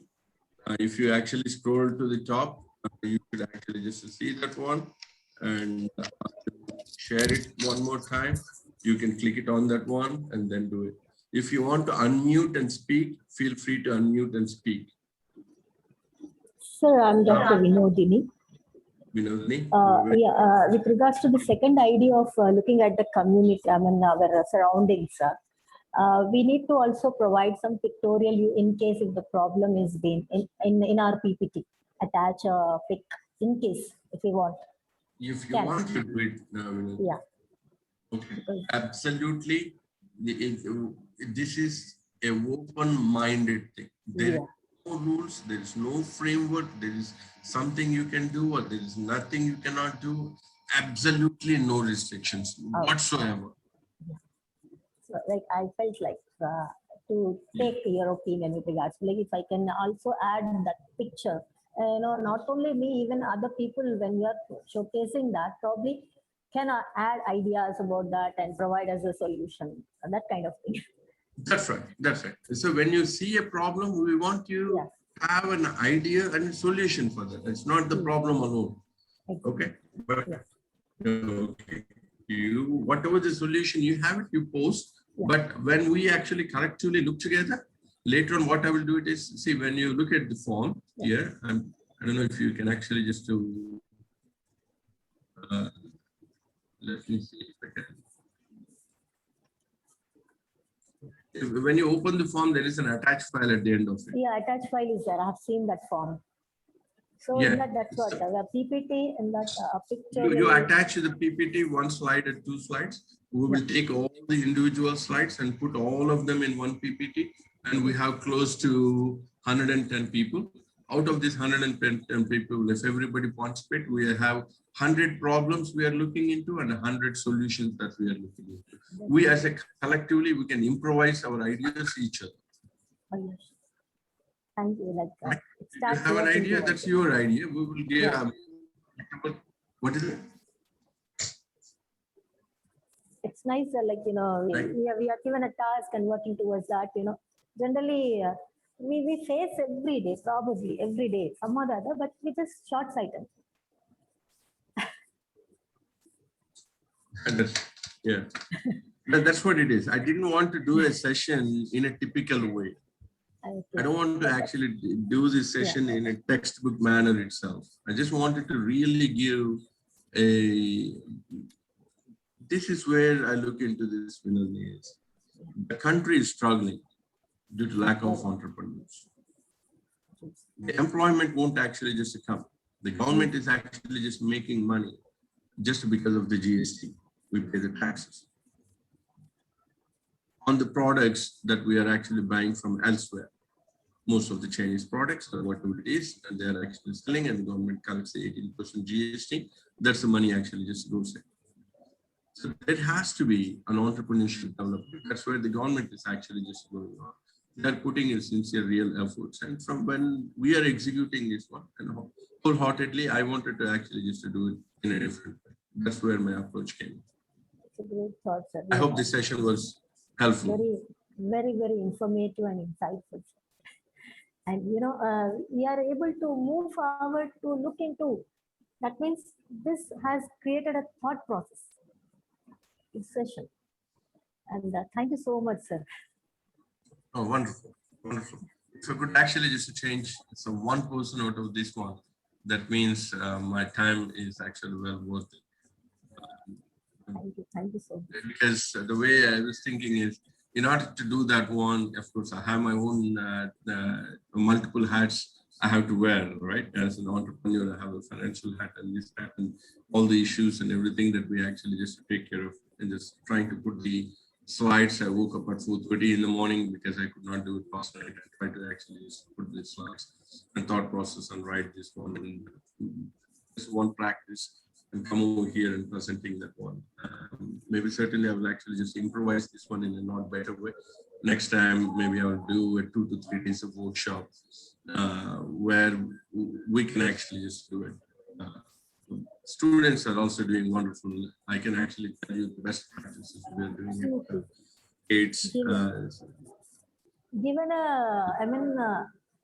supportive hand, students will do wonders, sir.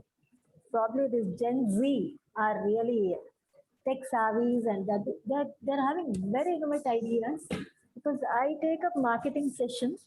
So they come out with so many ideas. Just when we discuss about a case method or something, they give us so many ideas that, sometimes I said so many takeaways for me today. Yeah. They really, in fact, this slide was done by my students itself. I don't actually outsource, and they said that, sir, instead of putting that long URL, we'll put the QR code. And I said, I didn't know that one. It's like, you want to put it, you put it. They actually just came up with that QR scan and scan QR code and put that one. And I gave them the free hand. All I said it is only one mistake, and I said getting into scrap, SCRAP. They made a spelling mistake of B. That's the thing I told them to actually correct that one. But I didn't have time. I used the slide assets. Okay. And Mr. Naveen Kumar, thank you very much. You are the first person to actually just uploaded your idea and this one. We look forward. And thank you so much for sharing your vital plans. But I have uploaded my ideas, and I don't know how far it is good, but based on the 2 3 days, yes, we are getting so much of ideas, and we have uploaded the same. Thank you so much, sir. Wonderful. Thank you very much. Thank you. And I want you to actually just to correct one statement. Pardon, never sir? actually just to say how far my idea is good. Okay. I never actually just should have that one. Your idea, whatever you got it, that's actually the best idea you have it in your mind. So that's actually the best idea from you. That's all. As I said that one, we never want to live a competitive life. Yeah, fine. Okay. Thank you, sir. When you said that one, actually, we have I'm just trying three, to correct. That's what, just we have 3 different ideas. We have 3 ideas. Out of 3 ideas, 1 idea we have uploaded right now, sir. Wonderful. I look forward for the others too. I would be able to actually just give some improvisation later on. Sure, sir. All those things. Renika, thank you for thank you. this one. And any others, if you want to actually unmute and share your comments, certainly the feedback is the best. And I said that one right, an entrepreneur, shut your mind and open your ears. That's actually the second point I mentioned in the slide. Yeah, fine. Sure, sir. So I would like just I will be looking into it. Thank you so much, sir.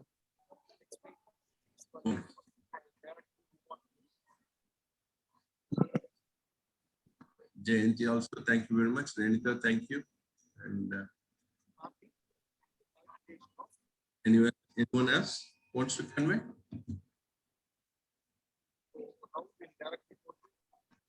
Okay.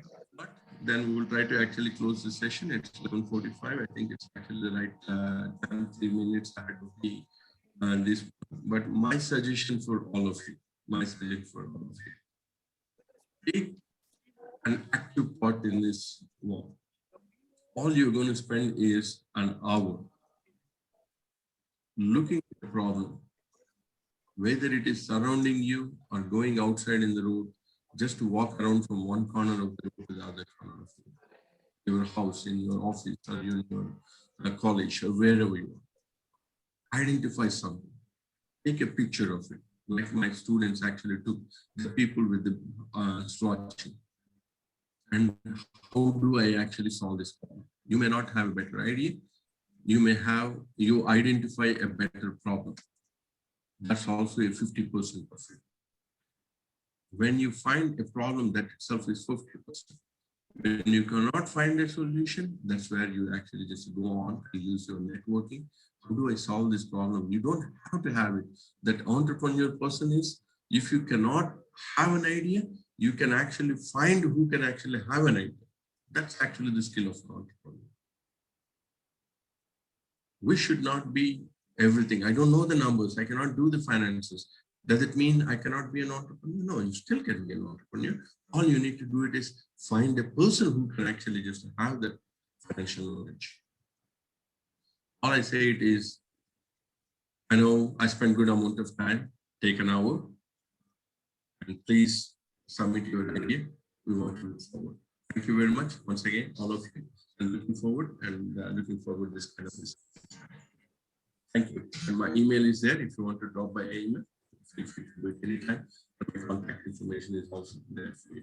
Thank you very much, all of you. Nice of you. So thank you, sir. Thank you for giving a wonderful session to us. So really, we are very happy with your presentation and giving a valuable information to our participants, sir. Thank you. Thanks a lot, sir. I request all the participants, please complete your assignment. What is our resource person is given to us. So hope all of you do complete it as soon as possible. So thank you, sir. Thank you, all of you. Okay.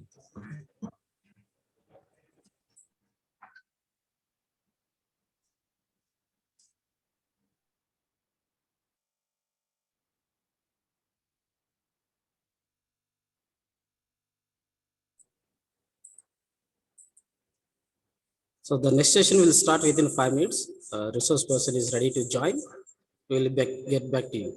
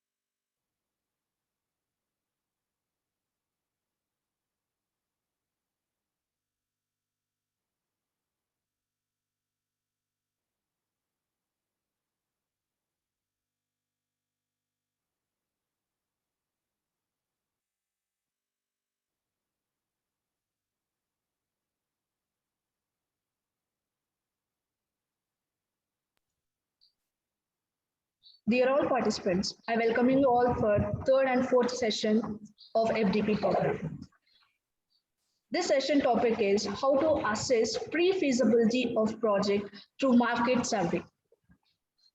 Before handovering the session to the resource person, let me brief profile about the Dr. S.Durga Raghunatha.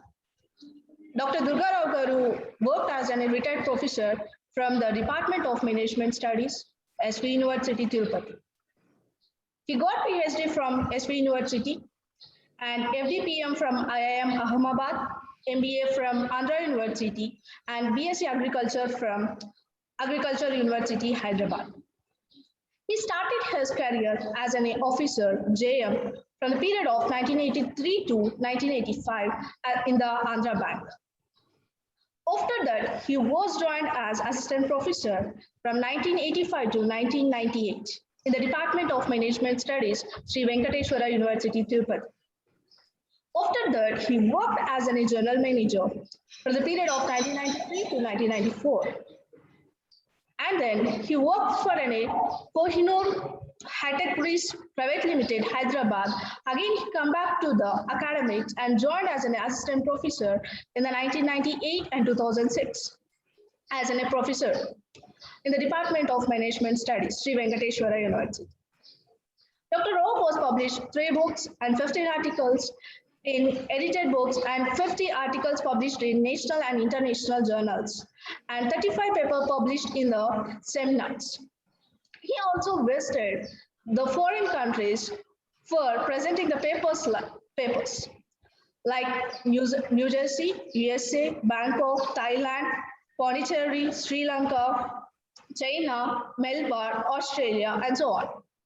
Dr. Rao was very active at research work, guided at 15 PhDs awarded and 6 PhD research work under the progress. Dr. Rao was handled many positions in his period like secretary, head of the department, chairman for BOS for GRW College, Gundur, Vikram Simhapuri University, Nellore, SK University, Anantapur, Kakatiya University, Warangal, Bharati University, Coimbatore, Bangalore University, Bangalore, and like so on. So now I will invite the speaker to handle the session. Thank you. Thank you very much, madam. Thank you, sir. The screen is seen, madam. Yes, sir.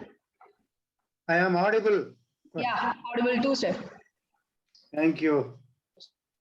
I once again welcome to my presentation on assessing feasibility of project through market survey. First of all, for measuring the product potential in the market,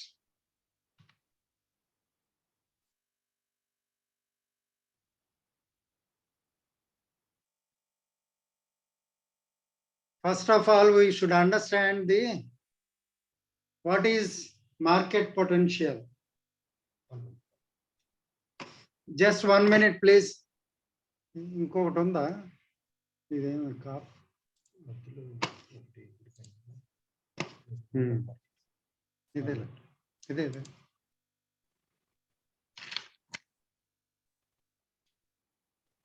I'm sorry.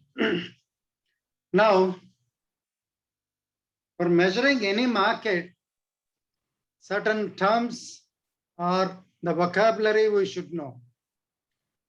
What is market? What is potential market? What is available market and qualified available market? So we should know the differences among these vocabulary or words. So what is a market to start with? Philip Kotler defined market as a set of actual and potential buyers of a product. So he included both the actual buyers as well as the potential buyers of a product. That is a starting point for any measurement, for understanding what to measure. whether this product, the particular product which we are going to produce, has the potential enough to be produced and sold in the market. So once we understand that market, then we should narrow down to a level. What is a potential market? Potential market is the set of consumers who profess sufficient interest in a defined market offer. For example, we are producing a two-wheeler, and how many people are interested in buying that product? So they should have some interest or sufficient interest. Then only that becomes a potential market. Not only the interest, they should have the sufficient income also to buy that product. So once interest, income, and that particular product is, if it is available in the area where they want it, then it becomes a available market.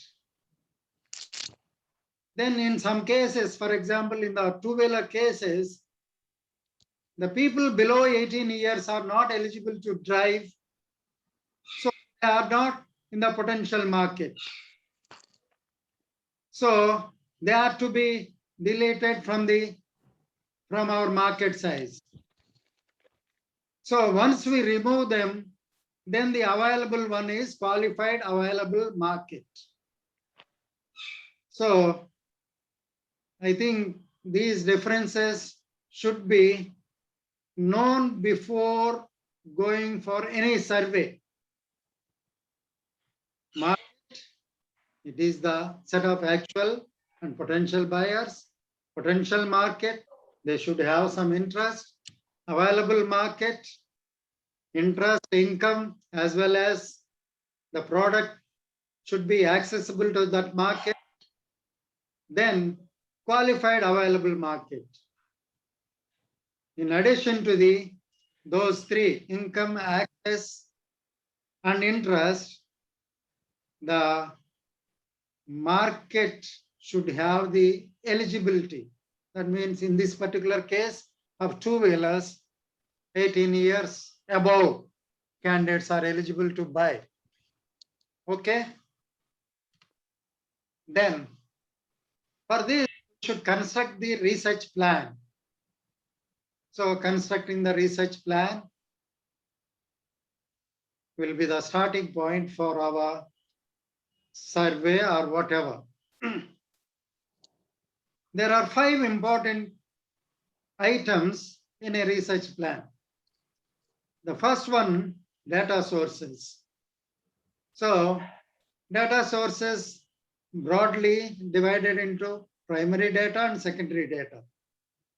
Secondary data is the data that is already available, which is collected by someone to solve some other purpose. So that is existing. As on today, that is existing in the books or reports or in newspapers somewhere, it is existing. So that is called secondary data.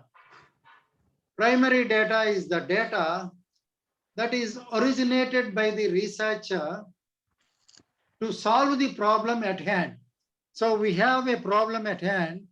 To solve that, we gather first-hand information. That is, we originate the data by contacting various people or companies, whatever.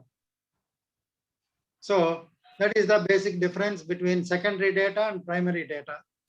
Then we have some research approaches.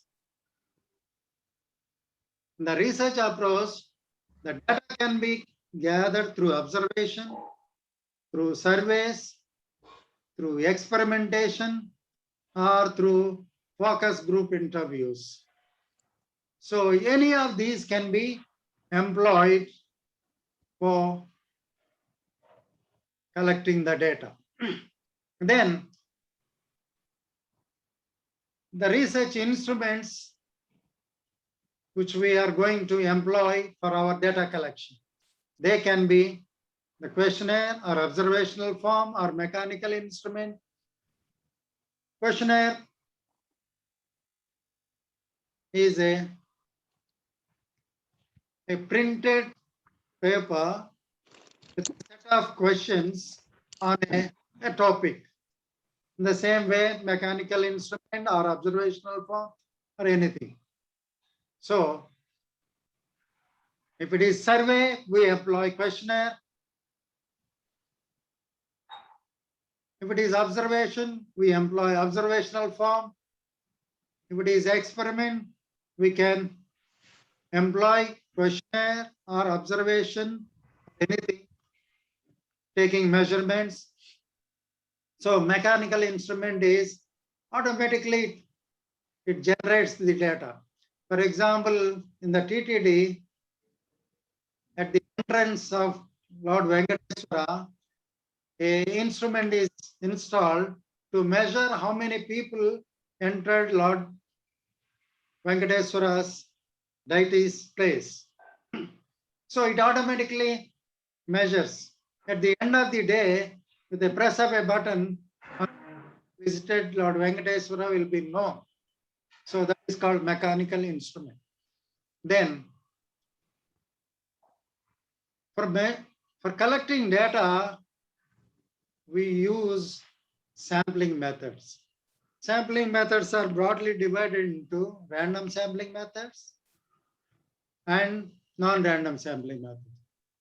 If the random sampling methods are employed, they could be simple random sampling, stratified random sampling,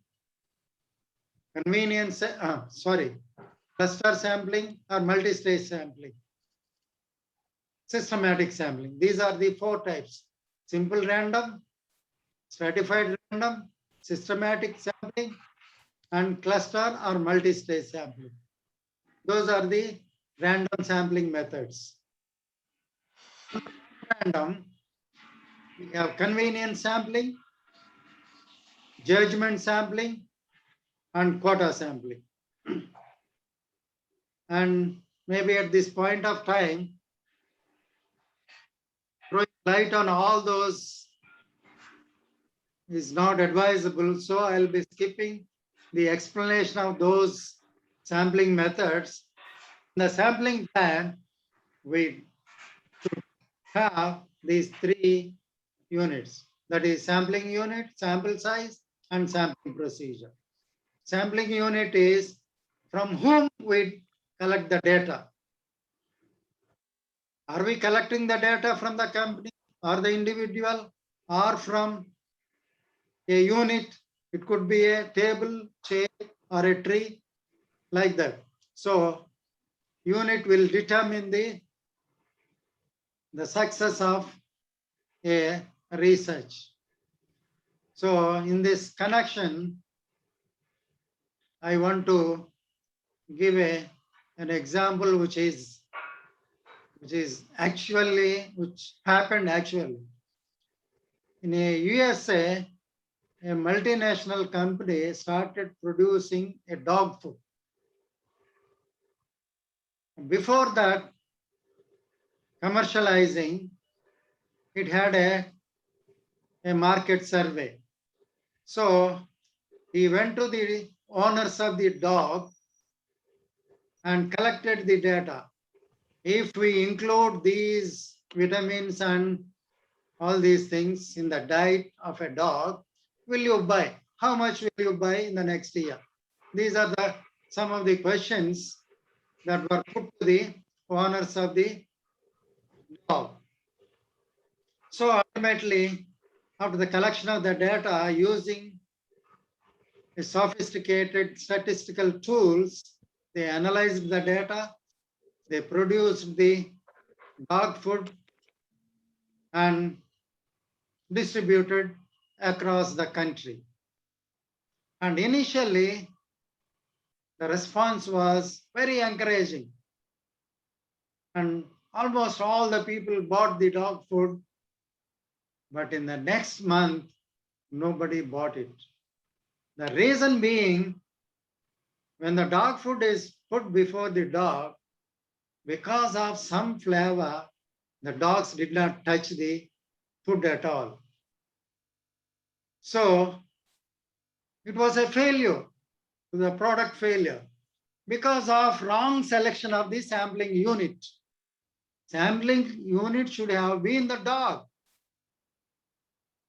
No doubt the owners would be buying the product, but that should have been tested on the dogs. This was not done. That's why millions of rupees were wasted, millions of dollars of rupees was wasted because of this survey and production of the dog food. So that is the importance of the sampling unit. Then sample size. When we say sample size refers to the adequacy or representativeness of the sample. So we have number of methods to decide the sample size, number of formulae we have. So using and in general, based on the population size and whether it is uniform population or not, those are the some of the things which determine the sample size. So then sampling procedure. In the sampling procedure, we mean sampling technique that is to be employed. Are we going to employ random sampling methods or non-random sampling methods? Both can be used, but random sampling methods will give you some extra benefit. So among the techniques which we mentioned earlier, like simple random, stratified random, cluster, systematic, which fall under the random sampling methods. The others are convenience, judgment, and quota, which are non-random sampling. Any one of these techniques can be employed for collecting the data. Then contact methods. How do we want to contact? Through telephone? Because if the respondents are spread across the country, maybe personal visits will be very expensive. So in that case, maybe you need to contact them over phone or through mail. If they are in a limited location, personal interview can be done. Or you can employ online interviews also. Now they are very popular under the present circumstances. So they can also be employed based on the type of your research. Now, so once we decide this research plan, the questionnaire is to be constructed. So what is a questionnaire? A questionnaire is a research instrument consisting of a set of questions for the purpose of gathering information from the respondents. So the respondent is the sampling unit. Again, sampling unit, we should not commit a mistake. We should be very careful.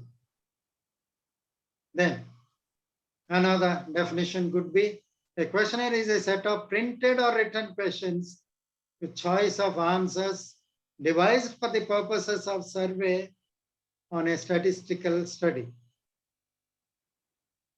One more definition is a questionnaire is a research instrument that consists of a set of questions that aims to collect information from a respondent group. So this is the questionnaire. Then often people ask, what is a questionnaire? What is a schedule? So we should understand the difference between a schedule and a questionnaire.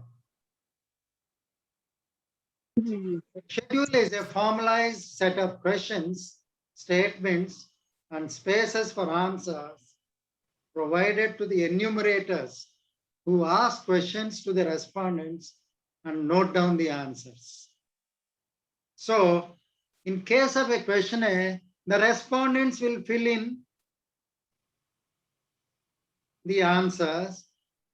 In case of a schedule, the enumerators or the researchers or the data gathering person will note down the answers. That is the basic difference. Am I meaningful? Questionnaire and a schedule. Questionnaires and schedules are designed to collect data from a group of people coming under the purview of the study.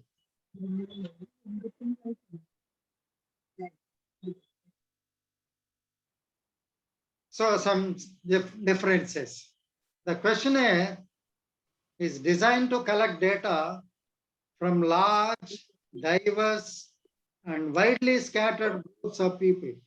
So we can send these through mail, through online, as it is a device for securing answers to questions by using a form which the respondent himself fills in. Questionnaire is usually made to the respondents or is administered to a group of people at the same time by giving them appropriate forms and collecting them later. As a schedule on the spot will be filled in.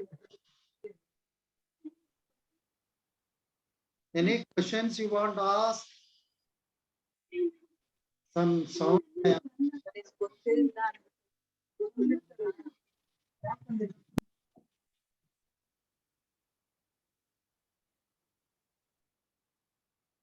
Shall I proceed? Yes, sir. Yeah. The schedule is referred to as a form filled in during personal interview, in which both the interviewer as well as the respondents are present. So any doubts are there, then and there, they will be clarified. Whereas in a questionnaire, it cannot be done like that. So because the respondent himself fills in and sends back or gives it back at a later point of time. So that is the disadvantage in the questionnaire. Whereas in the interview schedule, then and there will be filling. If you have any doubt, you'll ask him and clarify your doubt.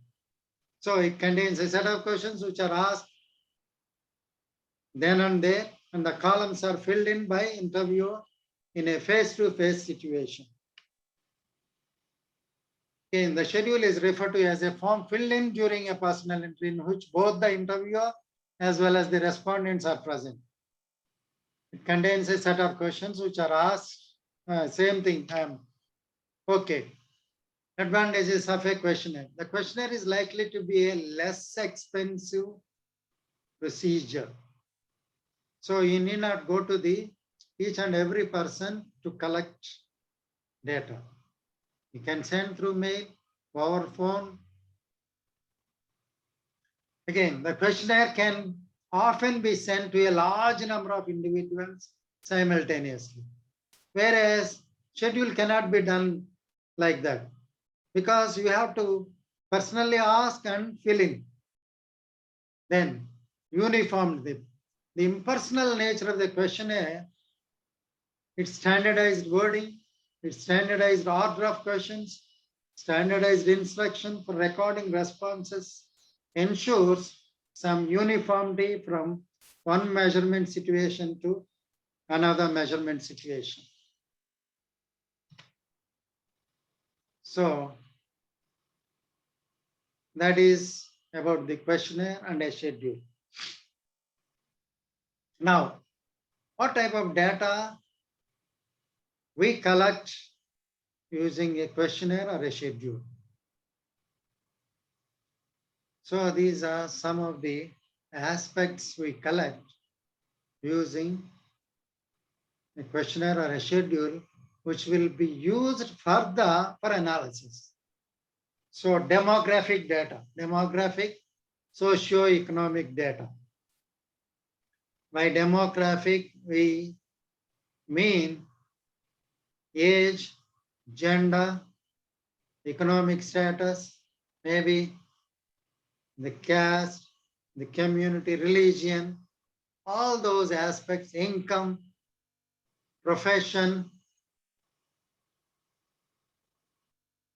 So all these aspects come under the demographic and social characteristics of the respondent. Then psychological and lifestyle characteristics. So here, personality characteristics. For a product, what kind of personality or persons will buy our product? What are their interests, attitudes? Those are the things that are to be studied. So those are psychological and lifestyle characteristics. Lifestyle is how a person behaves with respect to his attitudes, opinions, and expressions. Then, what are attitudes and opinions? Attitudes are feelings towards an object, a product, a person. They could be positive feelings or negative feelings. I like someone, it's a positive feeling. I hate that fellow, it's a negative feelings. So both the feelings come under the category of attitudes. So they could be positive or negative. So I don't like this product.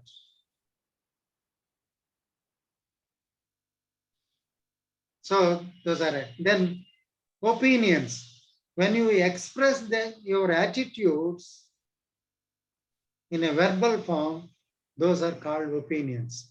Verbal expressions of attitudes are known as opinions. Then awareness about a product, about a company. What is your awareness levels? Will be measured by the using questionnaire or a schedule. Knowledge. What in-depth knowledge you have about the product. Let us say two-wheeler. Do you know what is the power of that two-wheeler? How much a tank, how many liters of tank is provided for this vehicle? Then what is the style of this? What is the size of the wheel? All these your knowledge measurements. Intentions. Intentions are, again, for example, when do you want to buy? Your intention will be the next month I'll buy this product. After my employment, I'll buy a car. Those are the intentions. Then motivations. What motivates you buy certain products? So motives. Then behavior is actual purchase behavior. So all these are measured on all these aspects. A few questions running 1 to 10 in each category will be set in a questionnaire. So I often give an assignment to my students. Do you find any question apart from these 7?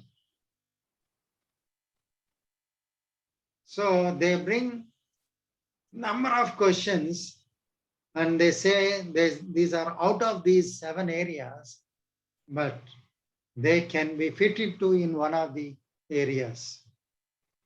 So this is an exhaustive list for preparation of the questionnaires. Okay? Then what are the means for collecting primary data? So secondary data we might have collected by now. So that data is not solving our problem at hand. So then only we should go for the primary data. Primary data, if secondary data satisfies your problem solving, we should not opt for the primary data because primary data is very, very expensive. So when secondary data can solve your problem, we should not depend on the ಎಲ್ರಿಗೂ ಕೋಳಿಮಟ್ಟೆ ಅಲ್ಲ, ನನ್ನ clean ಆಗಿ ಗೊತ್ತು ಯಾರು ಹೆಂಗ್ ಬರೀತಾ ಇದೀರ ಅಂತ. ಇನ್ನೊಬ್ಬರ ಪೇಪರ್ ಇಂದ ಇನ್ನೊಂದು ಏನಾನ ಆಯ್ತು ಅಂದ್ರೆ ಬೋರ್ಡ್ ಮೇಲೆ.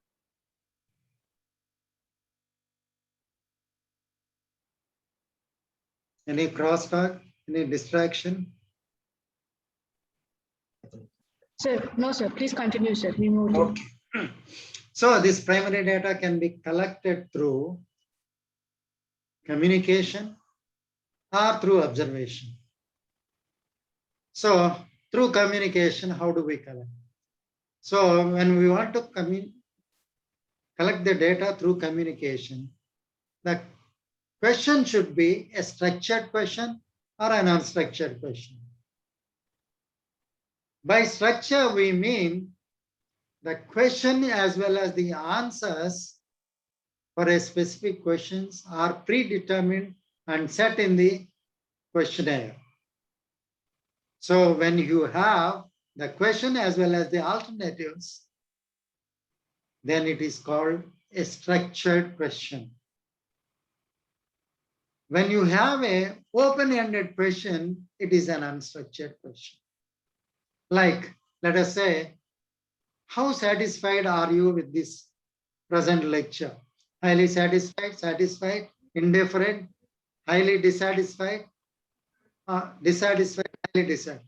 This is a 5-point scale. Alternatives are given and you have to choose one of those 5. So this is a structured question. Instead of that, if I ask, what is your favorite food? Open-ended. So that is an unstructured question. Okay. Then we also use disguise. Disguise means hiding. What is hiding? What do you want to hide? The purpose of the study is to be hidden. Once the researcher hides the purpose of the study, that is called disguised. If it is made known, then it is called undisguised. For example, do you feel Hero Honda is the most fuel efficient vehicle? So the purpose of the study is made known to the respondent. I am coming from Hero Honda company. I want to know whether it is the most fuel efficient vehicle in the market. May say yes, some people may say no, because the vehicles they know. So because the purpose has made known, this is an undisguised question. Instead of that, tick the following. Which one is the most fuel efficient vehicle? Tick one of the following. So I'll give Bajaj, Yamaha, TVS, Honda, Hero Honda. So he has to tick one of those. So which is a unknown. The purpose of the study is not known. Whether you are coming from Hero Honda, Honda, or Bajaj, or Yamaha, it is not known. So then it is called disguised question. Okay. Then method of administration. How do you want to administer this question? Through personal interview, through telephone interview, or mail or online interview? How do you want to administer the questionnaire? So each one has got certain advantages, certain disadvantages. Then through observation also, you can gather data. Again, in the observation also, structured and unstructured. These guys, in addition to those, we have method of administration and setting. In the method of administration, human administration or mechanical administration. Mechanical is simply keeping some measuring instrument. Human is you personally interact and measure. Not interact, observe and measure. For example, we go to a mall and observe the people. What kind of people go to certain areas of a mall? So that can be observed. Whether he is coming from using a car, he came on a motorbike, or did he use a cycle? So these can be observed. So that is human observation. Then mechanical, automatically things are observed. Then setting, natural or artificial. Natural, in a natural setting, how a person behaves. That means without changing any prices, if you sell, that is natural setting. Then offer 50% discount. It is a artificial or contrived situation. So how people behave when we do these things.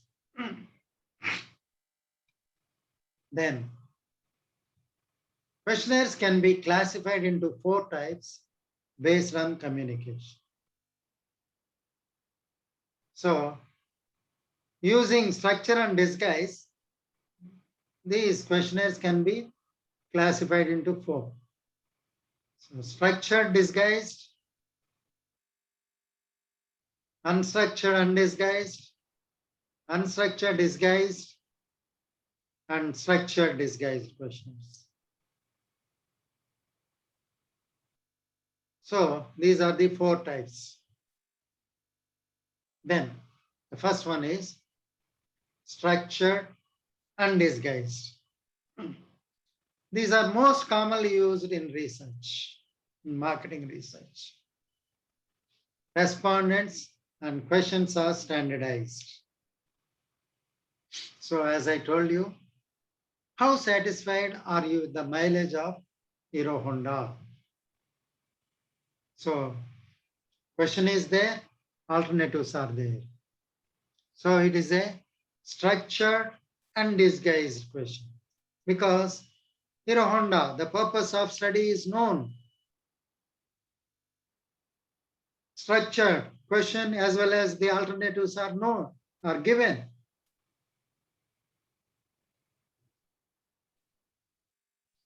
So nothing is hidden here. Everything is made known. So undisguised. So this is the unstructured, undisguised question. Then unstructured, undisguised questionnaire. Question, not a questionnaire. So the purpose of study is clear, but the responses to the questions are open-ended. So the purpose of the study is clear. I came from Hero Honda. What is your opinion on the performance of the Hero Honda motorcycle? So purpose is made known, but the alternatives are not given. So it is unstructured question, but undisguised, because the purpose of the study is made known. So the example is depth interval. So after this question, how do you feel about the performance of the Hero Honda? You will be asking number of questions, whether it is a rugged vehicle, frequently giving any repairs, problems, then how is the performance overall, how is the mileage, how are the looks, all these things can be one by one can be questioned and noted down. So this is the unstructured, undisguised question. Then unstructured, disguised questions. Again, the question is unstructured because the alternatives are not given, but the purpose is made known. So unstructured, disguised questionnaires lie at the heart of the motivational research. Researchers have circumvented the respondents' reluctance to discuss their feelings by developing techniques that are largely independent of the respondents' self and willingness to reveal themselves. Sometimes people will not be willing to reveal certain aspects.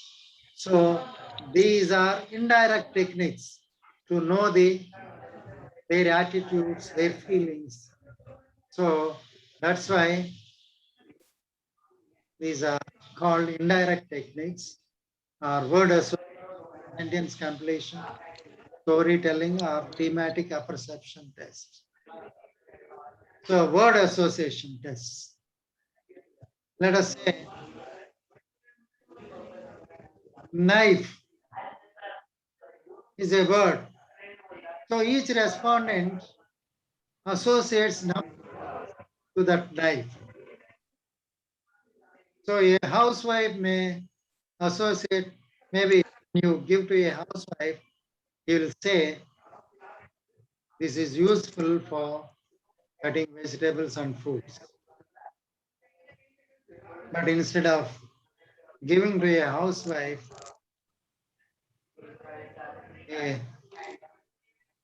an offender, a rowdy, what he feels if you give a knife and ask him his immediate reaction. He may say, this is useful for stabbing a person, or this is useful for self-protection. So people, based on their attitude, what is there in their inner mind will be revealed through some of these indirect techniques. In the same way, sentence completion. Like word association, sentence completion. If you show some picture and ask a person to narrate a story, then his attitudes will be seen there. Then show an airplane and ask the question, immediately some people respond, this is a faster way of transportation. In my class, some of the students also said, this will be useful for hitting the World Trade Center. What is there in their mind will be revealed at certain point of time through these indirect techniques. Unstructured, disguised questions are these types. Then structured, disguised. Which motorbike is the most fuel efficient vehicle in the Indian market? So these are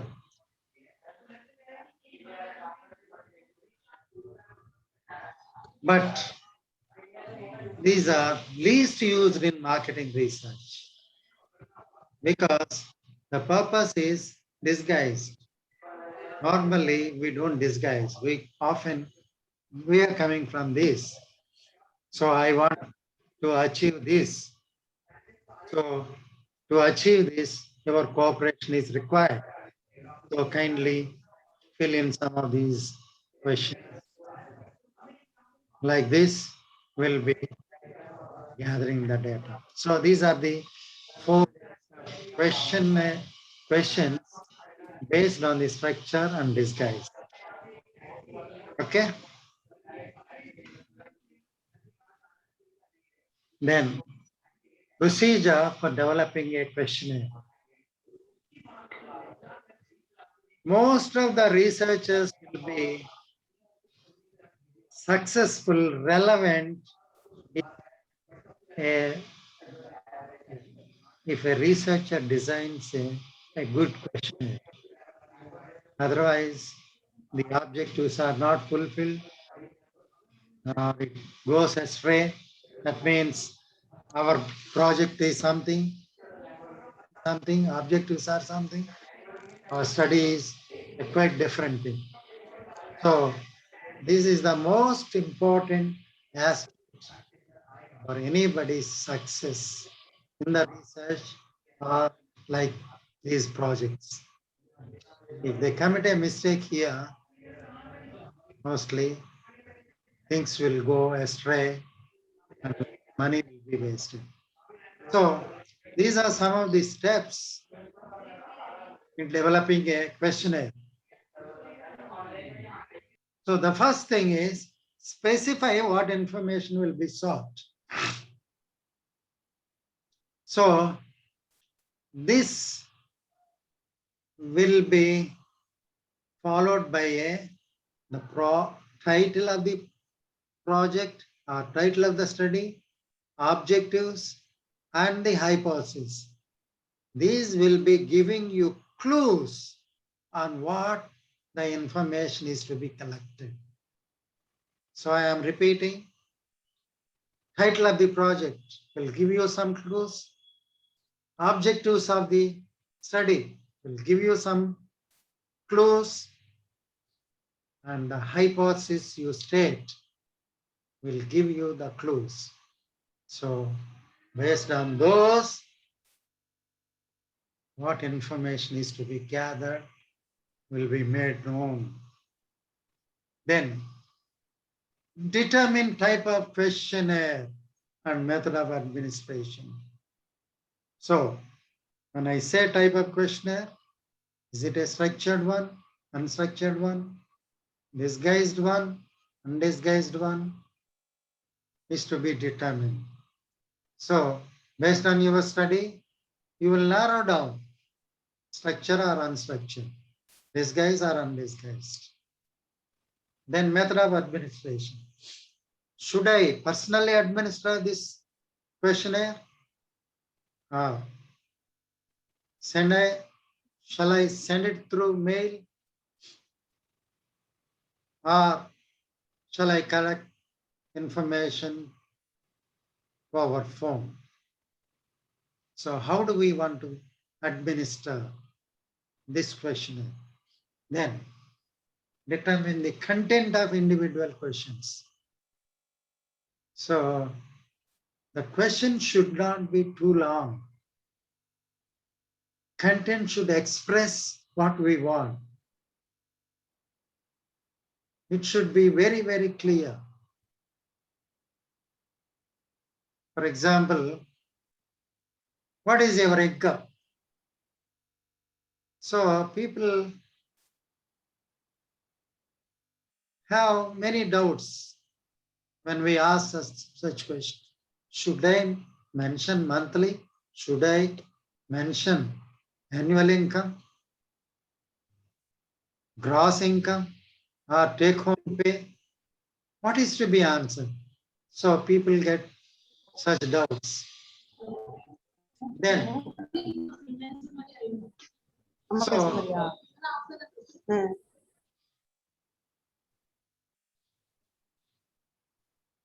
Hello, any clarifications? So content of individual questions should be very, very clear. Instead of that, what is your income? What is your annual income? Or what is your monthly income? That is one example. Then another confusing is, of course, some mischievous respondents will be there. When we ask certain questions on sex, sex normally male, female is the appropriate answer or possible answers. But some people, if we simply write sex, had no sex, certain answers you may get like that. So when you think of a question content, you should think all these possibilities are misleading answers. Then your questionnaire will be a perfect one. Then determine form of response to each question. So once you give, when you put a sex, male, female, give the answers. Then automatically they are forced to tick one of those, and later on you will not have any confusion. So form of responses, open-ended, multiple choice, or dichotomous, all these are to be decided in advance. Then determine wording of each question. So you should never use bombastic words. Simple words are to be used. For example, one word I came across in it. Are you forbidden to answer any of these questions? Forbidden, people may not be understanding. Are you prevented? Are you not permitted to answer these questions? Then it will be very simple. So in the entire questionnaire, the words you use should be simple, understandable to the local people, so that it will be easy for later analysis. Then determine sequence of questions. So sequence, maybe when I say sequence, we should approach the funnel approach. Broader questions at the beginning and very specific questions at the end. So that is one way. Then sequence, another popular example is sequence of questions. Do you have children? Is the first question. Then when he says no, then if you ask, are you married? Maybe the sequence is wrong. So all these are to be kept in mind while deciding the sequence of the questions. Then determine physical characteristics of a questionnaire. So the questionnaire should be very neat, not shabby in looks, one after the other, sufficient space for answering. So all these are to be kept in mind. Then once you do these 7 steps, re-examine these 7 steps and revise if necessary. If anything you feel wrong, then only you think. Then pre-test the questionnaire. Pre-testing is administering the questionnaire on a limited number, not more than 20 people. So that when we administer this or pre-test the questionnaire, you will understand whether the respondents are understanding in the same way we meant it. So if any confusion is there, that is to be revised and taken care. So these are the steps, and we'll look at one by one. what kind of information is sought. So the title will be giving you the clues, the objectives, and the hypothesis. All these three will guide and help the researchers in preparation of the questionnaire. So if at all you want to finalize these title, objectives, and hypotheses, the review of literature is to be done very seriously.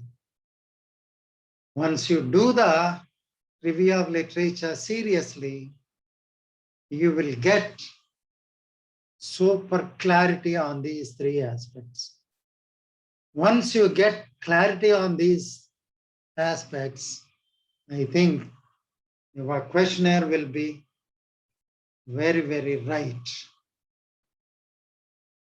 So, for example,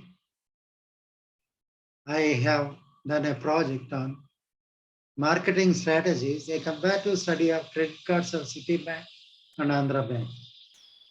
So, when you set an objective, it should emanate from the title. So often we come across the objectives which are unrelated to the title. Then we are going wrong. And then no use of doing such kind of or setting such kind of objectives. So an objective should emanate from the title. That means there should be 100% linkage between the title and the objectives. And these objectives will give information to set the hypothesis. So the objective is, one of the objectives is to measure the satisfaction levels of Citibank and Andhra Bank for their credit cards. So this is 100% related to the title. So this customer satisfaction study will help the revise or formulate the marketing strategies. So their feelings, their satisfaction levels will help the firm to formulate or reformulate the marketing strategies. So if they are 100% happy, satisfied, you need not reformulate, you can continue with the existing marketing strategies. So that is the objective. So once this kind of an objective is there, what kind of a hypothesis can be set? So I am giving one example only. The customer satisfaction is independent of their occupation. So this hypothesis will give a clue what kind of test is to be used. This is independent study. This is a test of independence. What is that? Chi-square test can be used. That is the understanding we go with this kind of a hypothesis. When we have more than 3 categories, then we'll be using ANOVA. Let us say customer satisfaction is independent. Occupation, you have 5 categories. Then you go for chi-square or ANOVA. So because it is independent study, chi-square is used. If it is occupation, among the occupation, there are distinct differences, we'll be using ANOVA. So when we deciding the questionnaire or deciding the questions, so how much is exploring? We'll be exploring the statistical tool, we'll be exploring the refining the objectives, refining the title. See how important. So all this will be finalized once you do the review of literature exhaustively. That is to be kept in mind. Then, next step is type of questionnaire and method of administration. The researcher needs to specify how information will be gathered. So this requires structure and disguise and the method of administration. So based on the structure and disguise, so we have 4 questions, 4 types of questions, and the method of administration, at least we have 3 or 4. Then storytelling precludes the use of mail administration of the instrument. So if at all you want to use storytelling, that means you show a picture and ask the respondent to give a story, then mail administration cannot be done, is it not? So certain methods will forbid certain aspects or prevents this method, mail administration. So that is the, then individual question content.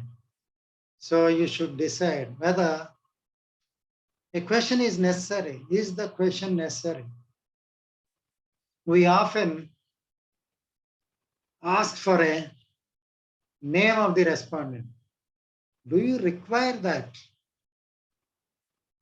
If it is a personal survey, name of the respondent is not at all necessary. If it is a mail survey, you may require, because certain aspects, if the respondent doesn't answer, you may want to check back. Then it may be useful. Otherwise, it is not useful. Then you should check with each question like this, whether can I use this question in my analysis? And if I use this question in my analysis, what kind of decisions I can make? So when you question that on each question, then a perfect questionnaire will be developed by you. Then are several questions needed instead of one? Sometimes you require number of questions instead of one. For example, how satisfied are you with the credit card of Andhra Bank? Highly satisfied or dissatisfied? You have a scale. Now, 90% is dissatisfied, let us say. This is not useful for my decision making. So what kind of decision I can make if 90% of the, so on what aspects they are dissatisfied? Are they dissatisfied with the credit limit, cash limit? You should check. So even if they are dissatisfied with the credit limit, how much they want, so that is to be specified. So that will be useful for my later decision. So if they want 1 lakh as a credit limit, if I give you only 25,000, so he has a dissatisfaction, but how much is to be given, I should know. So instead of one question, I should have more number of questions, so that those will be useful for later decision making. Then, do the respondents have the necessary information? So sometimes the respondents simply answer without knowing the proper answer. That is not required for us. So you should check whether the individual will be having sufficient information to answer the question. For example, you go to a farmer and ask for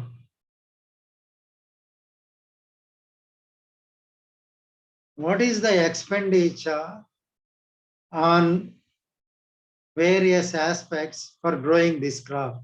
Let us say sugarcane, on seeds, pesticides, on watering, on labor. So they may not be having all those information.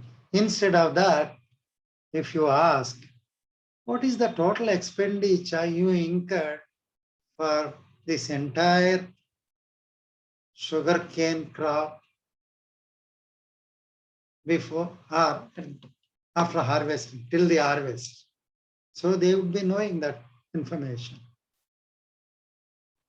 So we should think of whether they will have that information.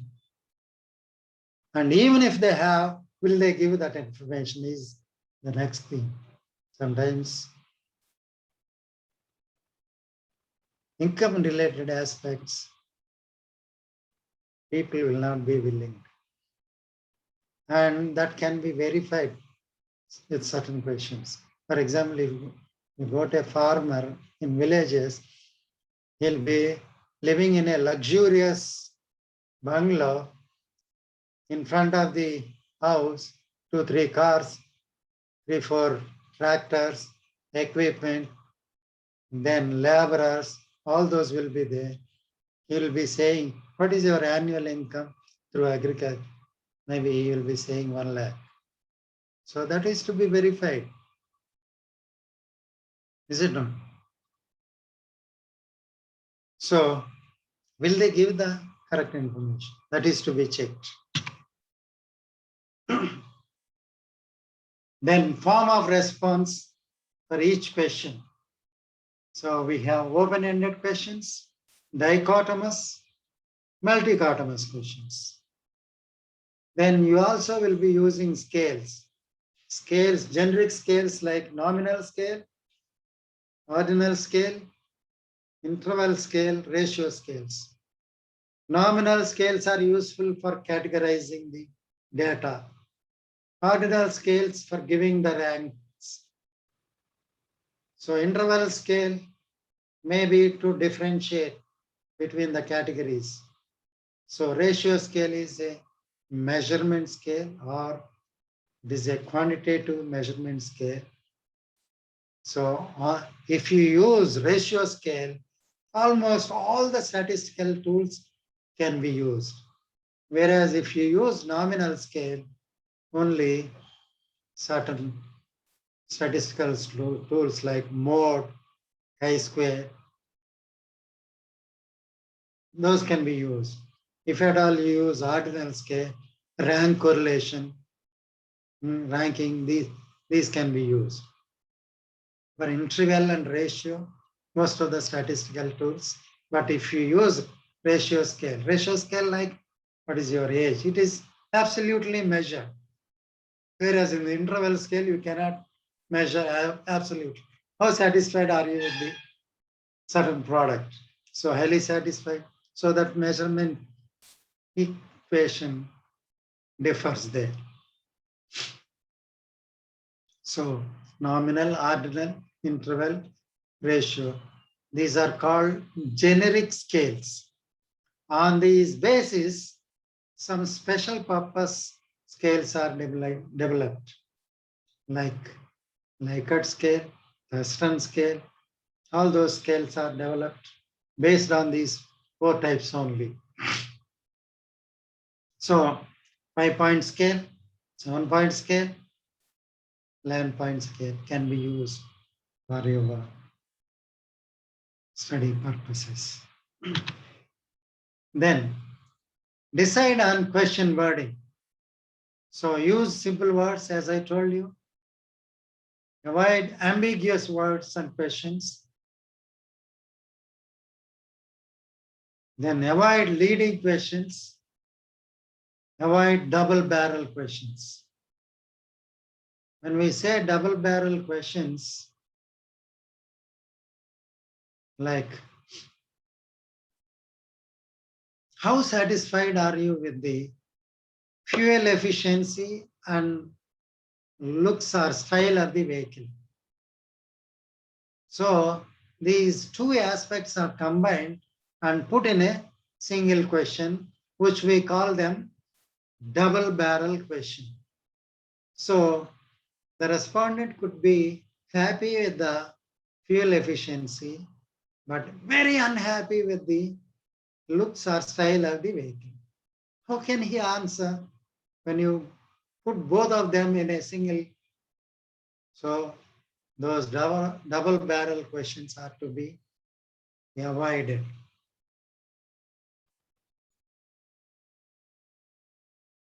Okay. Then decide on question sequence. So as I told, use funnel approach, simple questions at the end.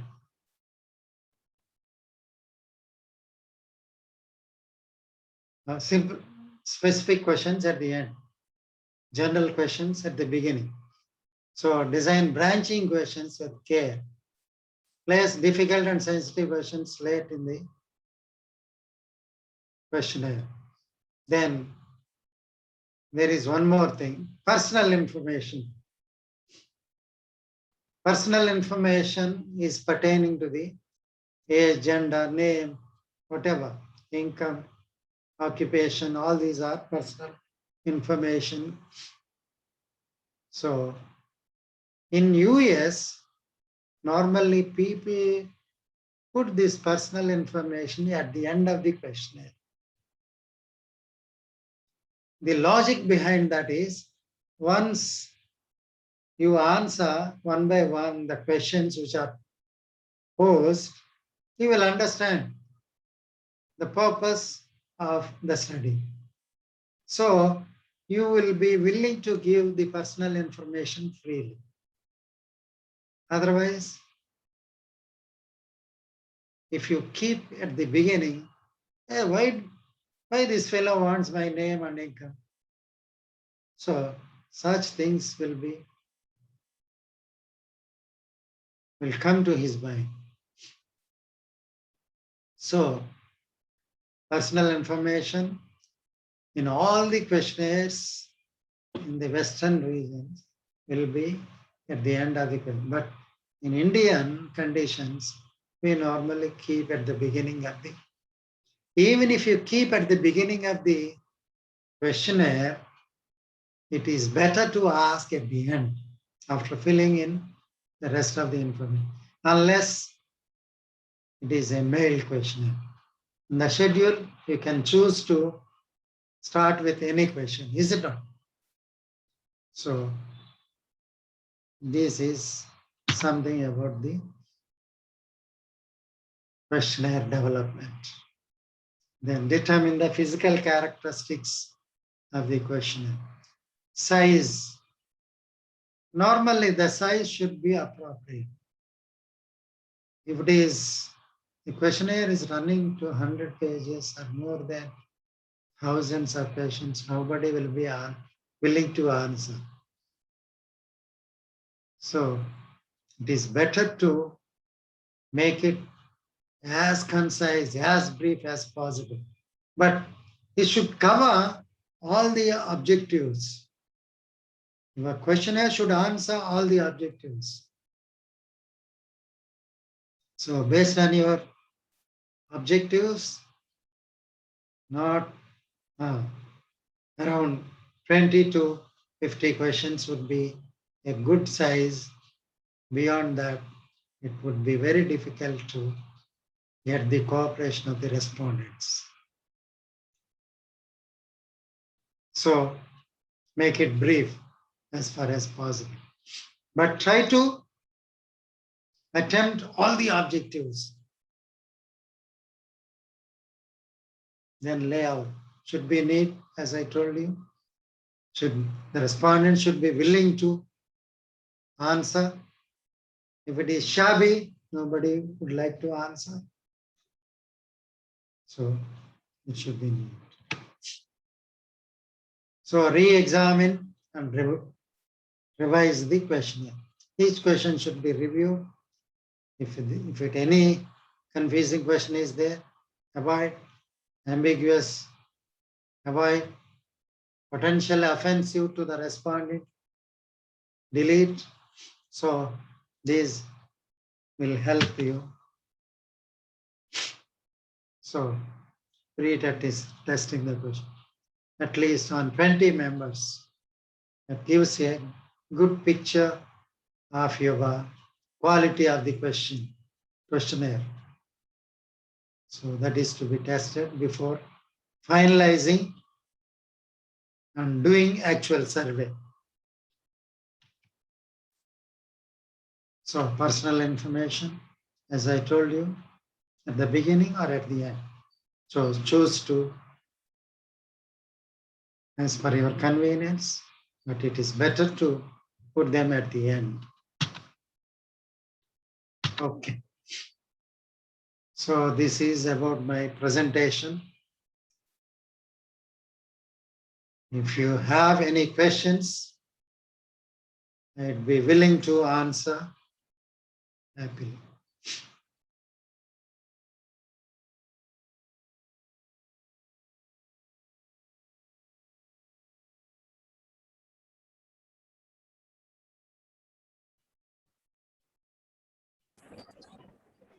Sir, good afternoon, sir. Good afternoon. This is Dr. P. Mohan Raj from Tamil Nadu. Okay. Sir, when we set the questionnaire, shall we think about the analytical tools? Based on that, we have to set the questions, or otherwise, how can we do it, sir? No, again, please, will you repeat? Sir, we are setting the questionnaire for marketing survey, sir. Okay. Okay, sir. Suppose we are unable to use such statistical tools for analysis, means shall we alter the question first, or otherwise available data based we can do the analysis, sir?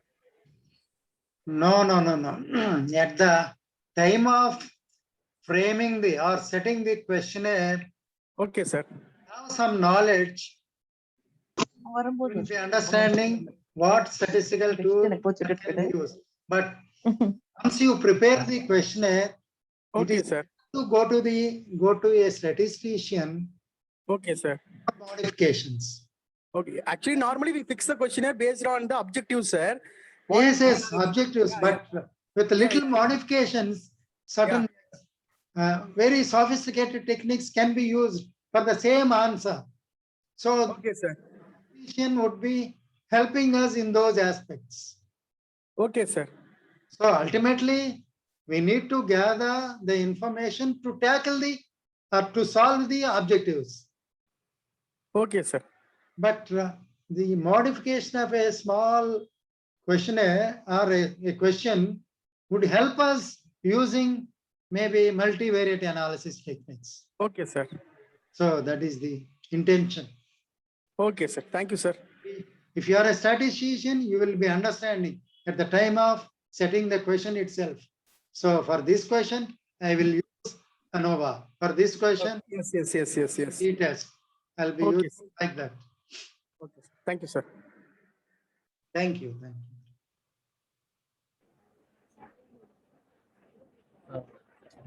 Good afternoon, sir. Am I audible? Yes, good afternoon. Sir, you said there are 5-point scale, 7-point scale, 11-point scale. How I can choose the appropriate scale, sir, for the study? No, mostly in general, most of the people use 5-point scale. One classification I gave. How satisfied are you with some product? Let us say highly satisfied, satisfied, indifferent, dissatisfied, highly dissatisfied. It is quite logical, is it not? So if you want to use 7-point scale based on the requirements, some people differentiate each category drastically. Then you require more and more. Then only it will be used. Otherwise, it is very happy to use 5-point scale or 3-point scale even sometimes. Analysis would be better with these. With the 7-point and 11-point, it is going to be very complicated. Analysis may not be so much meaningful unless that clear differentiation is there among the categories. Okay, did I answer? Yes, sir. Okay, sir. Thank you.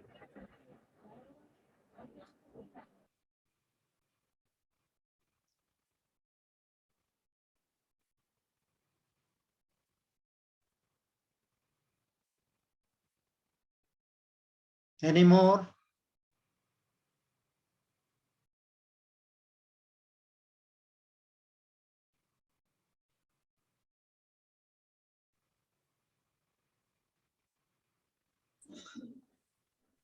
Yeah, dear participants, please raise your questions. Now speaker is ready to answer your questions.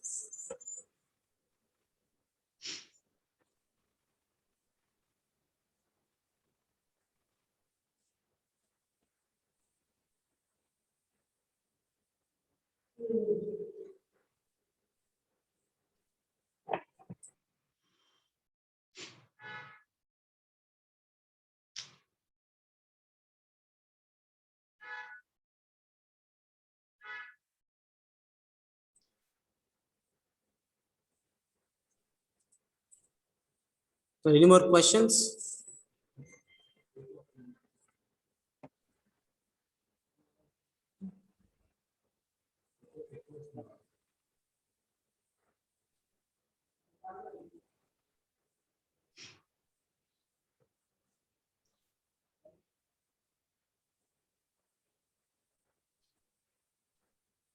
So no questions?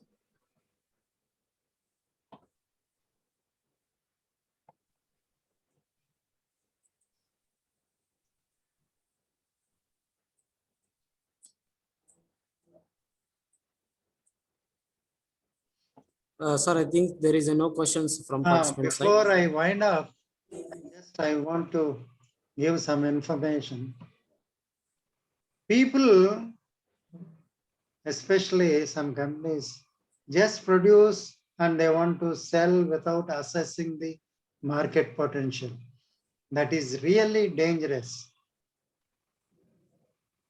When you have a plan to start a business, it is better you study the first industry. For studying the industry, Michael E. Porter's 5 forces model is to be studied. Let us say you want to enter certain automobile industry. So use 5 forces model, analyze, then only think of producing a product. Just like that, you don't start any business. In the real life situations, out of 10 products, 9 are failures in the market.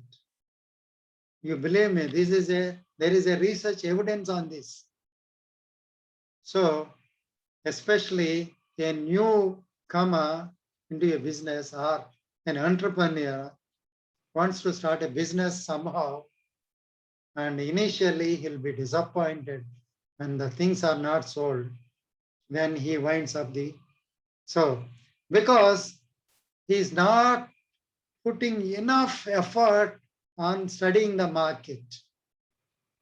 So you should think of how many competitors are there, who is the leader, who is the follower, who is a price setter. All these are to be known in advance. Then only you think of entering that industry. Otherwise, please don't enter. I am not discouraging, because it is an entrepreneurship program. I should not discourage, but it is a caution. Okay, thank you very much for this, giving me this opportunity to interact with you all. Thank you very much.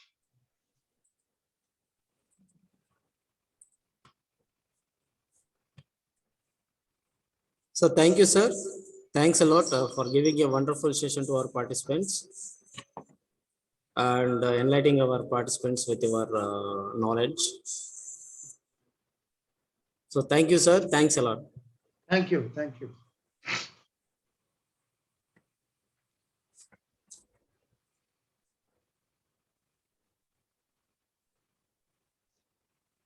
Sometimes questionnaire session goes on.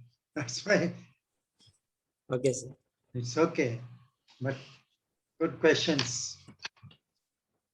Shall I close it? Okay, sir. Okay. Thank you very much. Thank you, sir. Thank you for giving your valuable time sparing with us, with participants also. Thank you, sir. Thank you. Thank you.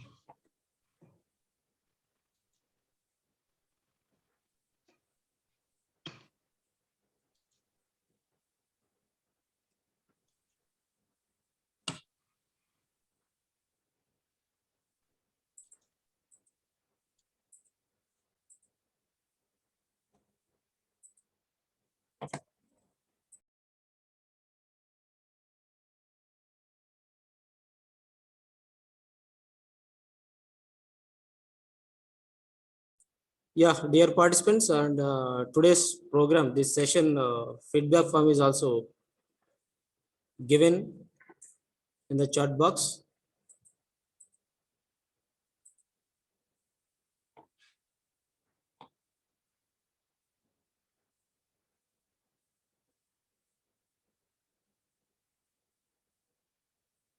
So please complete it.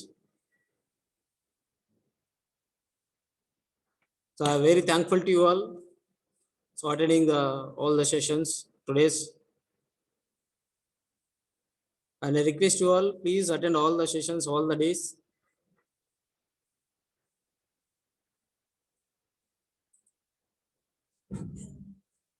So that we can make it so a grand success of this program. And also it is a very easy to us. So to evaluate your performance and also make it a very easy process for certification. So the daily report is forwarded to the DST observer. The same.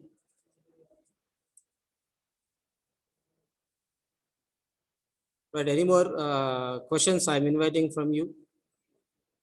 Any more doubts, queries? So about the session or about the any information?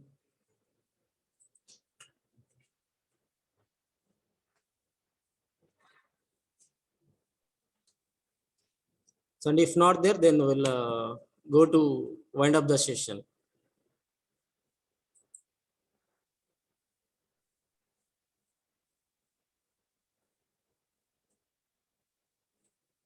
Right. Thank you. We'll meet you again tomorrow on the same time. So 9:50, we'll meet you. Okay, please join as much as very quickly. So before starting the session. So it is a very easy to us.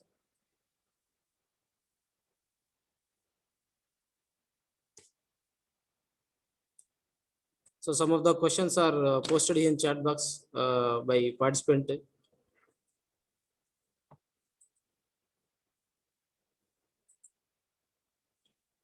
So our team will post the question session 1 task. So no issue, madam.